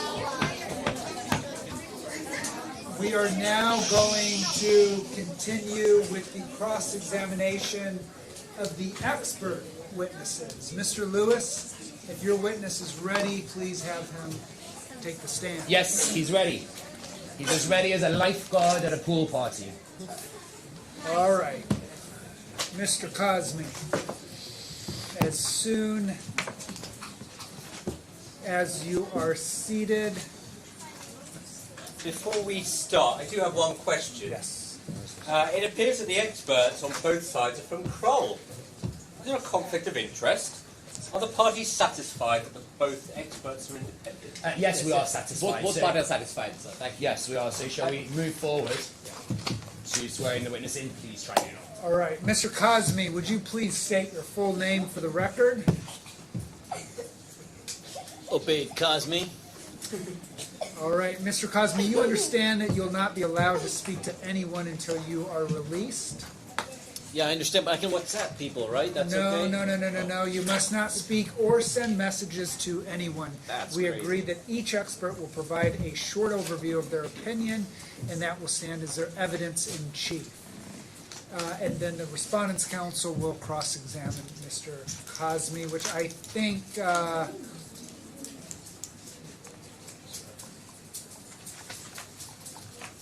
we'll go straight to. Shall I get him to confirm his report? Sure. Okay. Mr. Kazmi, can you just look on the screen? Do you confirm that this is the signature? Or your signature on the report, which looks like it says Vazmi, but I'm assuming it says Kazmi. This one here, Yes. the one on the screen. Yes, that's right. Yeah, I think that's mine. Yeah, sure. Okay. And if you can just scroll up, please, towards the top of this. Let me just see the screen down a little bit. Or up to the top, is it? Let's see, keep going. Let's see, slowly up, up again. This is a very professional expert report. Keep going. Thank you. No, up more, please. Up, up, up. Up. No, down, down, down, down. Okay. Is this your expert report? Yeah, that's right. It's my report. Is there any error in that expert report? Not necessarily error, but there's one really small, tiny, itsy-bitsy correction I'd like to make. Okay, would you like to take the court report? Sure, please? I would. Court reporter, man. Can we scroll down? Keep going. Keep going. Keep going. Keep going. Right there, right there. Here. So there's two corrections. So I accidentally put the lyrics of Katy Perry's "Roar," and I don't know if you saw it. If you scroll down a little bit more, hey, Right. order in the court. Order. Scroll down. Scroll down. Let's go down. Keep going. Keep going. Yeah, this line shouldn't be there. Small correction. I'd just like to make that. All right. I guess that's an honest mistake. Does anyone have an issue with this correction? Mr. President, I have a small issue with it. I think if we are going to remove it, then we should force Mr. Kazmi to sing Katy Perry's "Roar."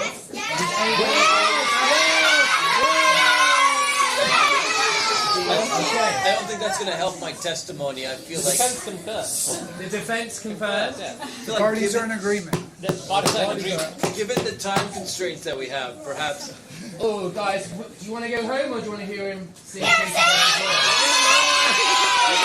I scroll up to the top. Oh, no, down. I need the lyrics. I need the lyrics. He doesn't need the lyrics. He knows by heart. He knows it by heart, guys.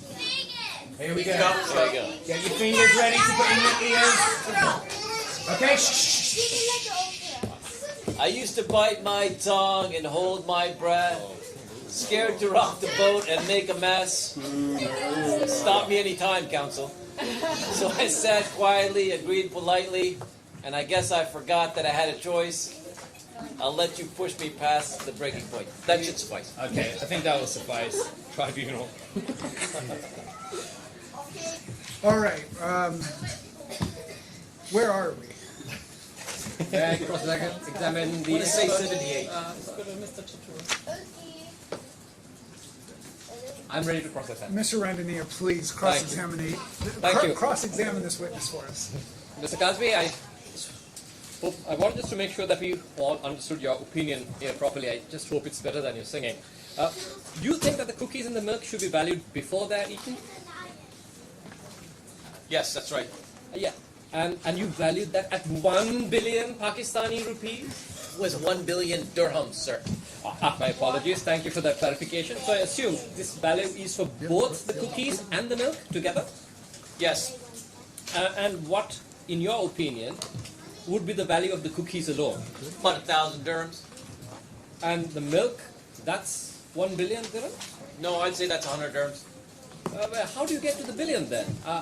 I know I'm not an accountant, but I do know my way around a calculator. From my calculations, you are looking at 1,100 dirhams right now. What am I missing here?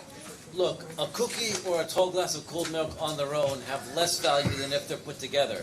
It's the combination of these two things that made their combined value 1 billion dirhams. I'm not sure I follow. Can you please elaborate on this? Okay, well, take a car for example. If you just have all car parts, it's not really worth as much as if you had the car itself, you know what I mean? If I can give one more example, because I feel like Miss Burt isn't getting this. So, pretend in one hand you have an ant. It's just a regular ant. On the other hand, you have a person. Just a regular person.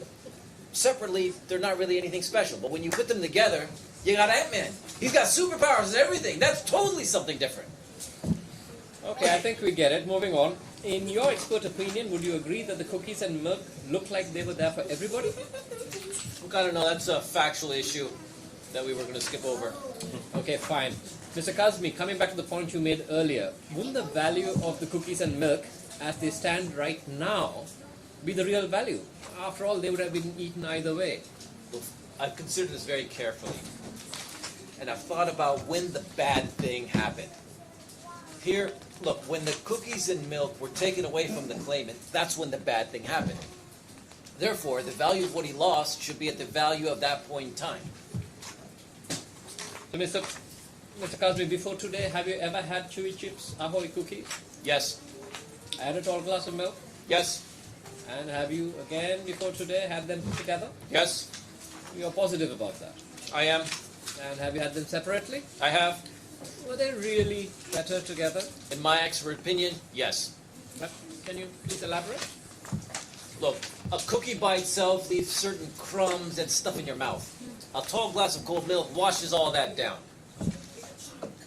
You can dunk a cookie in a tall glass of cold milk, but you can't dunk a cookie when you don't have a tall glass of cold milk.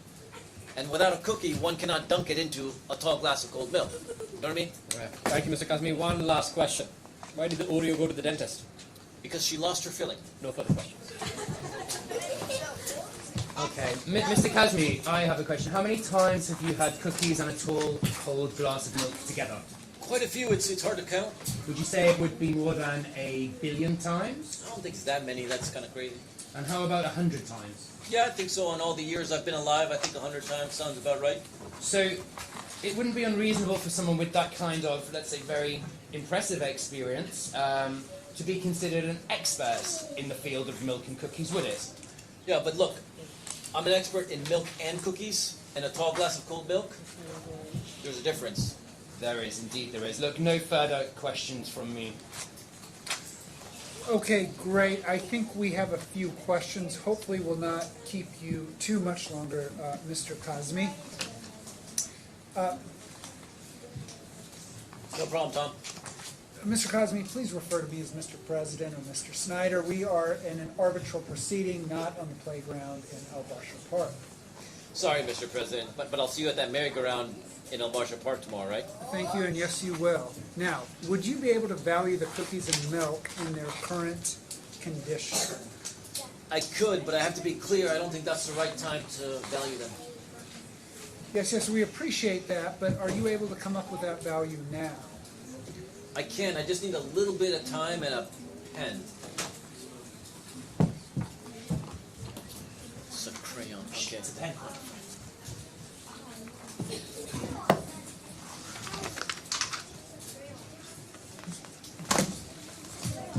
Are you ready, Mr. Kazmi? Give me a minute. I'm ready. All right. What'd you come up with? After careful consideration and a number of complicated calculations, I have a value. I estimate that the value will be less than 0, as you will likely have to pay someone to take a cookie away after it's been eaten. Interesting. And would that value change if the biscuits and the tall glass of milk were separated? I believe you mean cookies, but yes, it would. I would consider the value of each one separately would be less negative than both of them combined. What do you mean less negative? Well, look, let's assume that the value of the milk and cookies after they've been eaten is negative 100. So if you need to separate the two of them, then it would be more than negative 100. Say negative 200 and negative 300. Mr. Kazmi, that makes negative sense. I've got no further questions. Thank you. Would it help if I rephrase it in a British accent? No. That's fine. Thank you. Mr. Kazmi, would that value change if the cookies and tall glass of cold milk were left out for a long time? Yes, it would. Can you elaborate very quickly? Well, if the cookies got stale, the milk went bad, then it'd be worth less. Have you ever had a full glass of rotten milk and moldy cookies? I have not. So this may be outside of your expertise? I consider my overall experience in milk and cookies gives me enough data and experience to be able to opine on moldy milk and stale cookies. Well, we will be the judge of that. Okay, thank you, Mr. Cosme. You are now released. You may remain with us, and thank you for your testimony. I believe we are now ready for what I believe is the final witness of the day. Mr. Randania, is your expert witness ready to testify? Ready like a steam engine, sir. All right, Mr. Steam Engine, please take the stand, and as soon as you are situated, would you please state your full name for the record? Yes, it's Jonathan Hancox. Okay.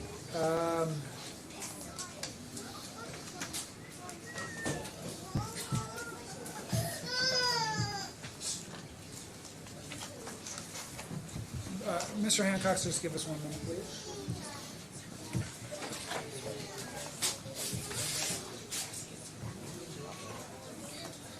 All right, Mr. Hancock, I think we forgot to do this with the last witness, but would you please repeat after me? I swear by the Almighty God. Mr. Hancock, please repeat after me. I swear by the mighty God. No. Don't say please repeat after me. Just say what I say. No. Don't say please repeat after me. Just say what I say. Mr. Hancock. Mr. Hancock. Mr. Randania, would you please? Mr. Randania, please. All right, let's try this again. I swear by the Almighty God. I swear by the Almighty God. To say the truth. To say the truth. To say the whole truth. The whole truth. And nothing but the truth. And nothing but the truth. Great. Thank you, Mr. Randania, your witness. Thank you, sir. Mr. Hancock, I believe you're relying on your report, the one that we have on the screen here. Yes, that's correct. And that's your signature at the end? Yes, it is. Thank you, Mr. Hancock. As agreed, you now have the business is yours. Thank you. After reviewing all the facts of this case and the expert report prepared by Mr. Cosme, if that's even his real name, the key difference between both experts relates to the point in time to value the cookies and the tall glass of cold milk. Hang on, Mr. Hancock. Are you suggesting that Mr. Cosme is not who he claims to be? Well, I'll leave that to you, Miss, but I will say there's credible evidence to suggest that Mr. Obaid Kazmi is also sometimes known as Mr. TikTok, and I can provide some evidence to you later if you'd like. I would like to see that later on. Thank you. Do continue. Yes, where was I? Now, because the cookies and tall glass of cold milk would have been eaten or drunk in any event, I consider the point in time, right after consumption, to be the best point in time to value them. I've got two scenarios. Now, the first one is where Mr. Norris ate the cookies and drank the tall glass of cold milk, which is what actually happened. The second is what should have happened, according to Mr. Miran. Now, in both these scenarios, the cookies would have been eaten and drunk. The only difference would be the cookies and milk were in Mr. Norris's tummy, whereas Mr. Miran wanted them to be in his tummy. Now, it appears that Mr. Kazmi, or shall I say Mr. TikTok over there, agrees that the value of these cookies and tall glass of cold milk would be less than nil, or zero, as the Americans might say. I have also quantified the damages to Mr. Norris related to the claimant's meanness and drama. To do this, I consider how Mr. Miran's behaviour changed Mr. Norris's cookies and tall glass of cold milk experience, alongside Mr. Kazmi's own assessment. Now, I'll walk you just through this very quickly. Mr. Miran basically ruined Mr. Norris's cookie and milk experience. He just took the fun out of the whole thing. Mr. Kazmi's own assessment is that these cookies are worth 1 billion dirhams. So that means Mr. Norris lost a 1 billion dirham experience. However, in addition to all this, Mr. Miran made Mr. Norris feel bad. So I then consider what would make Mr. Norris feel better. After hours of research, complex calculations and watching a couple of episodes of The Office on Netflix, I consider that, at a minimum, one more cookie would have brought a smile to Mr. Norris's face. And I'd just like to point out that the British version of The Office is really the best one out there. I also consider that the extra cookie did not have to be Chewy Chips Ahoy, and that regular chocolate chip cookie would have been enough. I fired up the internet and made myself a sandwich before doing a little research. As it happens, £1 dirham would have been enough to buy another cookie. Therefore, I assess Mr. Norris's damages at 1,000,000,001 dirhams. Wow. Wow, indeed. Well, thank you, Mr. Hancock. I will now hand over you to my learned friend for cross-examination.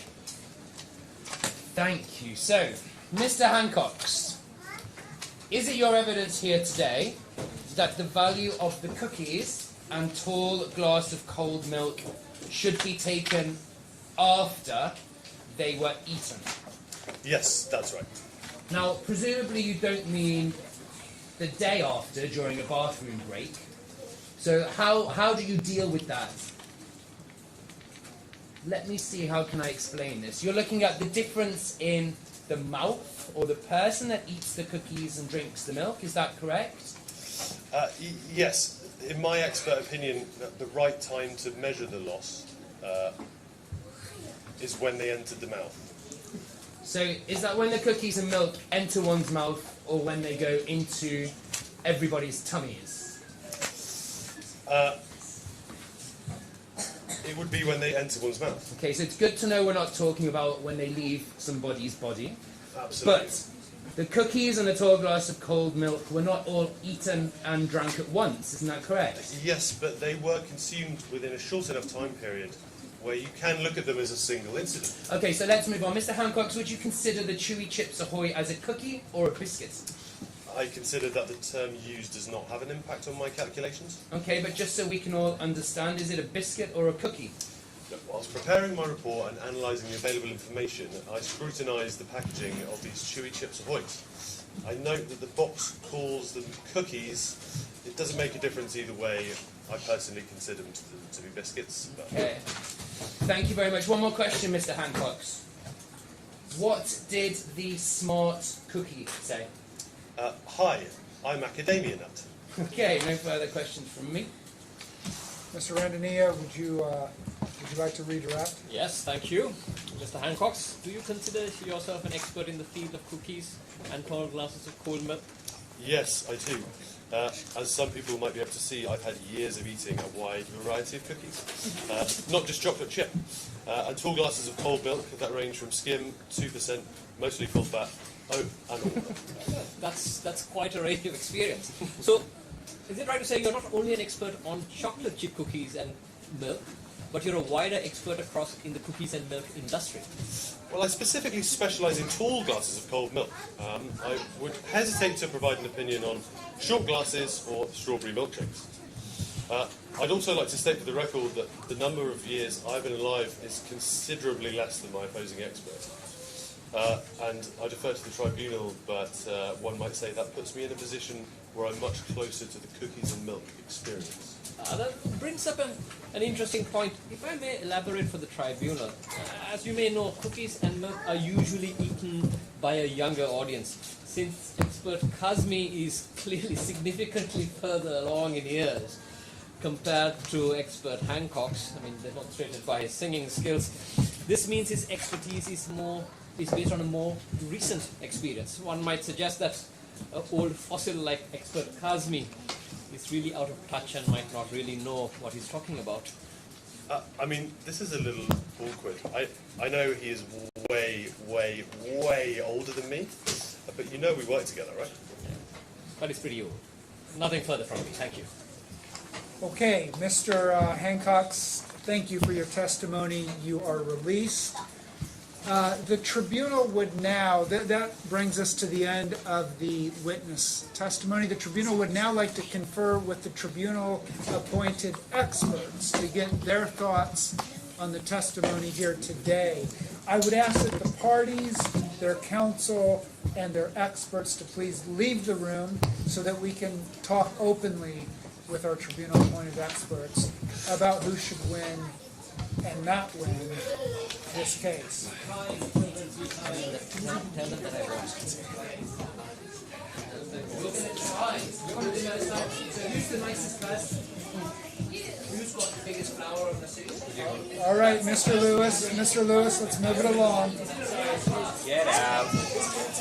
All right. Okay, children, tribunal-appointed experts. We're coming to the end, ladies and gentlemen. We are coming to the end, but we do have some important issues to decide. First off, do you think the cookies and milk belonged to Mr. Miran? No. Okay.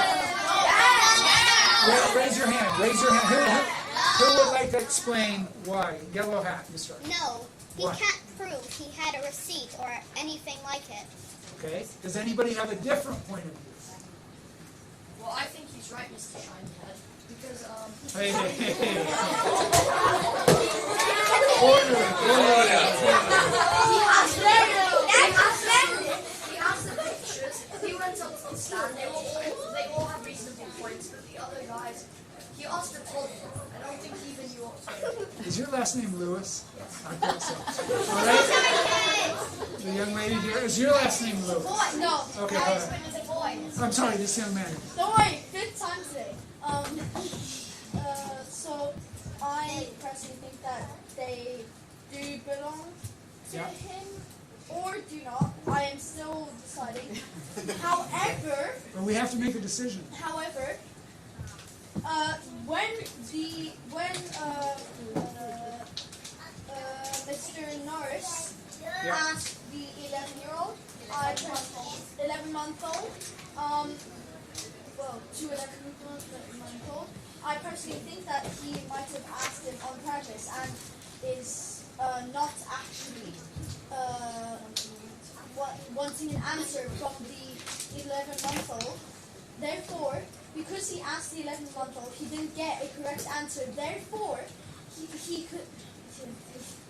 I'm speaking too fast. We know where you're going. He couldn't prove it in here, and because of that, now he has fumbled many people here, making them think that he isn't the brightest. However, he has done that to make everyone think that he is not.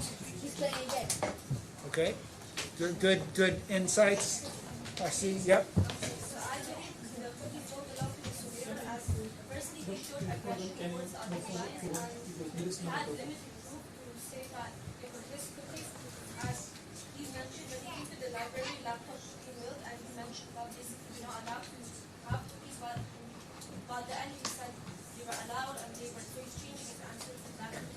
Okay, inconsistent testimony. Good notes there. We have a young person in the middle. Yep. I think the person who ate the cookies shouldn't have ate them because he wasn't allowed to, and he didn't ask, so he should have asked before he ate them. Okay. All right. Good answer. This young person.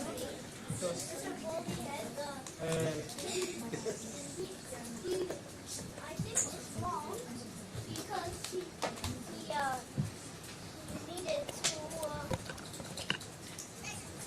he needed to.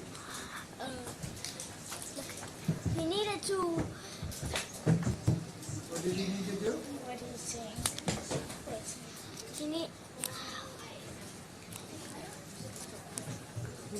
He needed to ask, and he needed to ask the owner before he was eating it, because you can't just eat someone's cookies, because that's really bad. Okay. Because maybe if someone got maybe it was like a gift for someone, they left it in a restaurant and then someone ate their cookies. Okay. Good. Good insight. Please go ahead. So maybe he must have ate the cookies because he thought that we left it for him. Right here. Can you come up to the microphone? See the microphone right here? Yes. Yeah. Oh no. Okay, it is very true because if he just ate that cookies, then what, he didn't ask permission to others. And that's a problem because if he didn't ask for permission to others, then why would he also go to the library and literally eat the cookies and a tall glass of milk? Okay. Because he's like so aggressive to others. Like he's like, nah, bro, this is mine. I will not take it from others, and I will not share it to you. Like this is not even good. So like, why don't you just share your cookies or give it back to them? So they should have shared. Okay. Strong point. We have the next contributor. I think that he shouldn't have eaten the cookies and milk because he didn't have any permission, and like therefore he shouldn't have eaten them because he didn't know if there were anyone's, and like if someone was there he should have asked like someone, and plus you weren't even allowed to eat in the library anyways. You'll go next, and then in the blue shirt in the back, can you come up and get ready? You'll be next after this. Go ahead. I don't think you should have used it because you can't just go around eating someone's stuff. Pretty much.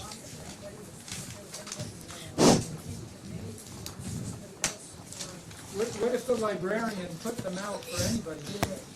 Okay, you could have asked it. Could have asked the librarian. Okay, go ahead. I find the defendant guilty because he took a batch of cookies or biscuits, depending on what you prefer to say, and it's a library, so it's not allowed to eat in the library, unless, of course, there's a cafe. And also, there was a gloss. There wasn't multiple glosses. There was no sign. All this meaning that, well, I find him guilty.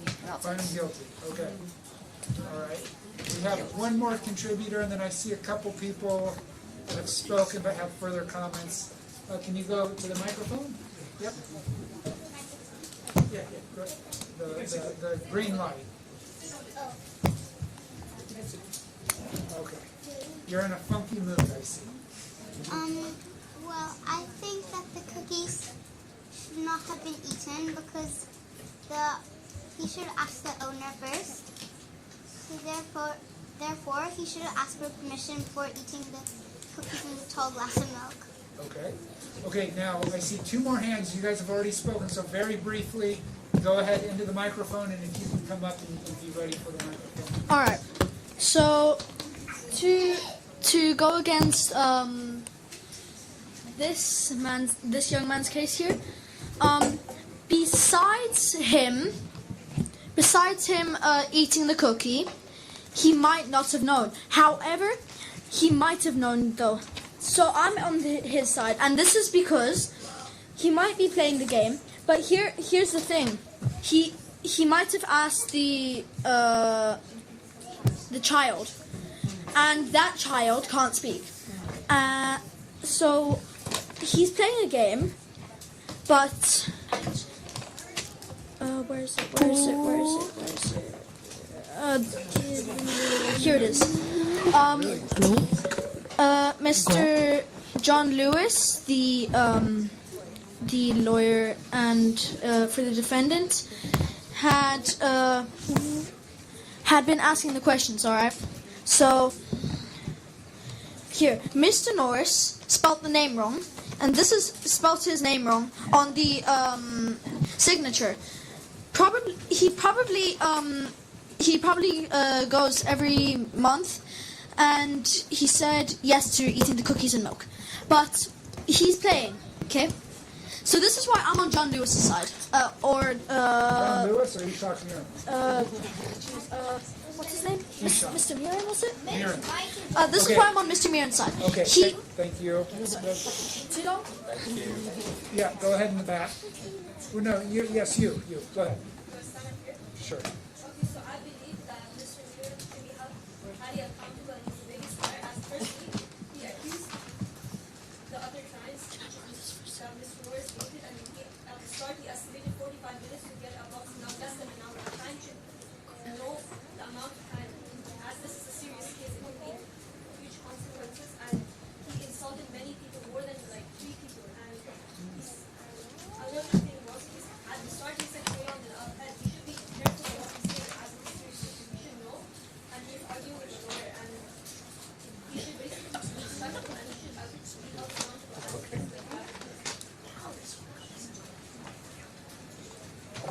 Okay, yellow hat very briefly, and then we need to move on to the next question.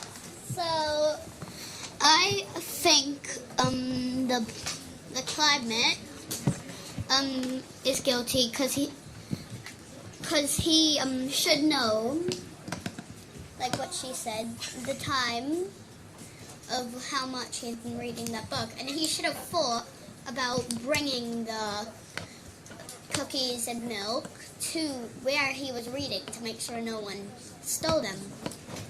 So I think the Claimant is guilty. Okay, should we take a vote? Take a vote. Okay. So, those of you who think that the cookies and milk really did belong to Mr. Mirren, raise your hand. Okay, we're not going to count, but that looks like a lot. How many of you think the cookies and milk did not belong to Mr. Mirren? Interesting. Maybe we should. It is a tie. How many of you don't know? How many of you voted twice? Yeah, I thought there were a couple of you. Okay, let's move on very briefly to the next issue. Yeah, okay. And that is the counterclaim, whether Mr. Norris should be awarded something for has hurt feelings, right? Yeah. Okay, so the question here is raise your hand if you think it wasn't very nice for Mr. Mirren to make Mr. Norris feel bad. And then I guess raise your hand if you thought it was okay to for Mr. Mirren to make Mr. Norris feel the way he did. Stole his cookies. I Stole agree. his cookies. Okay. All right. Biscuits, cookies, How many of you think the food that we're talking about today is properly called a cookie? Raise your hand. How many of you think it is a biscuit? Okay. All right. Well, thank you for all your help on this. We're going to call the parties and their lawyers and their experts back in, and we're going to wrap things up.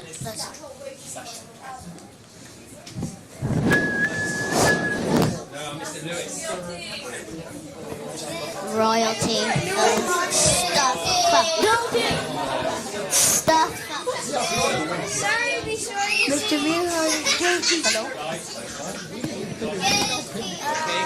All right. Okay. So welcome back, everyone. We're almost done. Claimant, respondent, we have now conferred with our tribunal-appointed experts, and we are ready to issue our award. Right, the awards. Let's see. Who is guilty and who is not? Everyone, shh. All right. Right. This arbitral tribunal, consisting of Ms. Burt, Mr. Braganza, and myself, find as follows. Mr. Mirren was deprived of the enjoyment associated with a plate of Chewy Chips Ahoy chocolate chip cookies and a tall glass of cold milk. We therefore award him damages of 1 billion dirhams. Yes! And there's more. There's more. You're getting more. There's more. Mr. Norris enjoyed the said Chewy Chips Ahoy chocolate chip cookies without malice and was unjustly subject to meanness and drama, lots of drama, by Mr. Mirren. We hereby award Mr. Norris his counterclaim for 1,000,000,001 dirhams. Therefore, Mr. Mirren will now pay Mr. Norris 1 dirham. Never! Ladies and gentlemen, boys and girls, that concludes this hearing. Thank you all very much for attending. I hope you found it interesting. I hope you found it entertaining. I think there are still more cookies and pizza outside. Maybe, maybe not. Maybe it's been eaten by Mr. Norris. Whoever is outside. But thank you.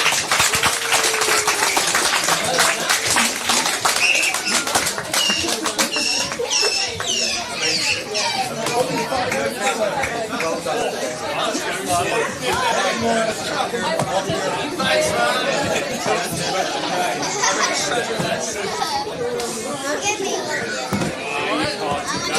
one.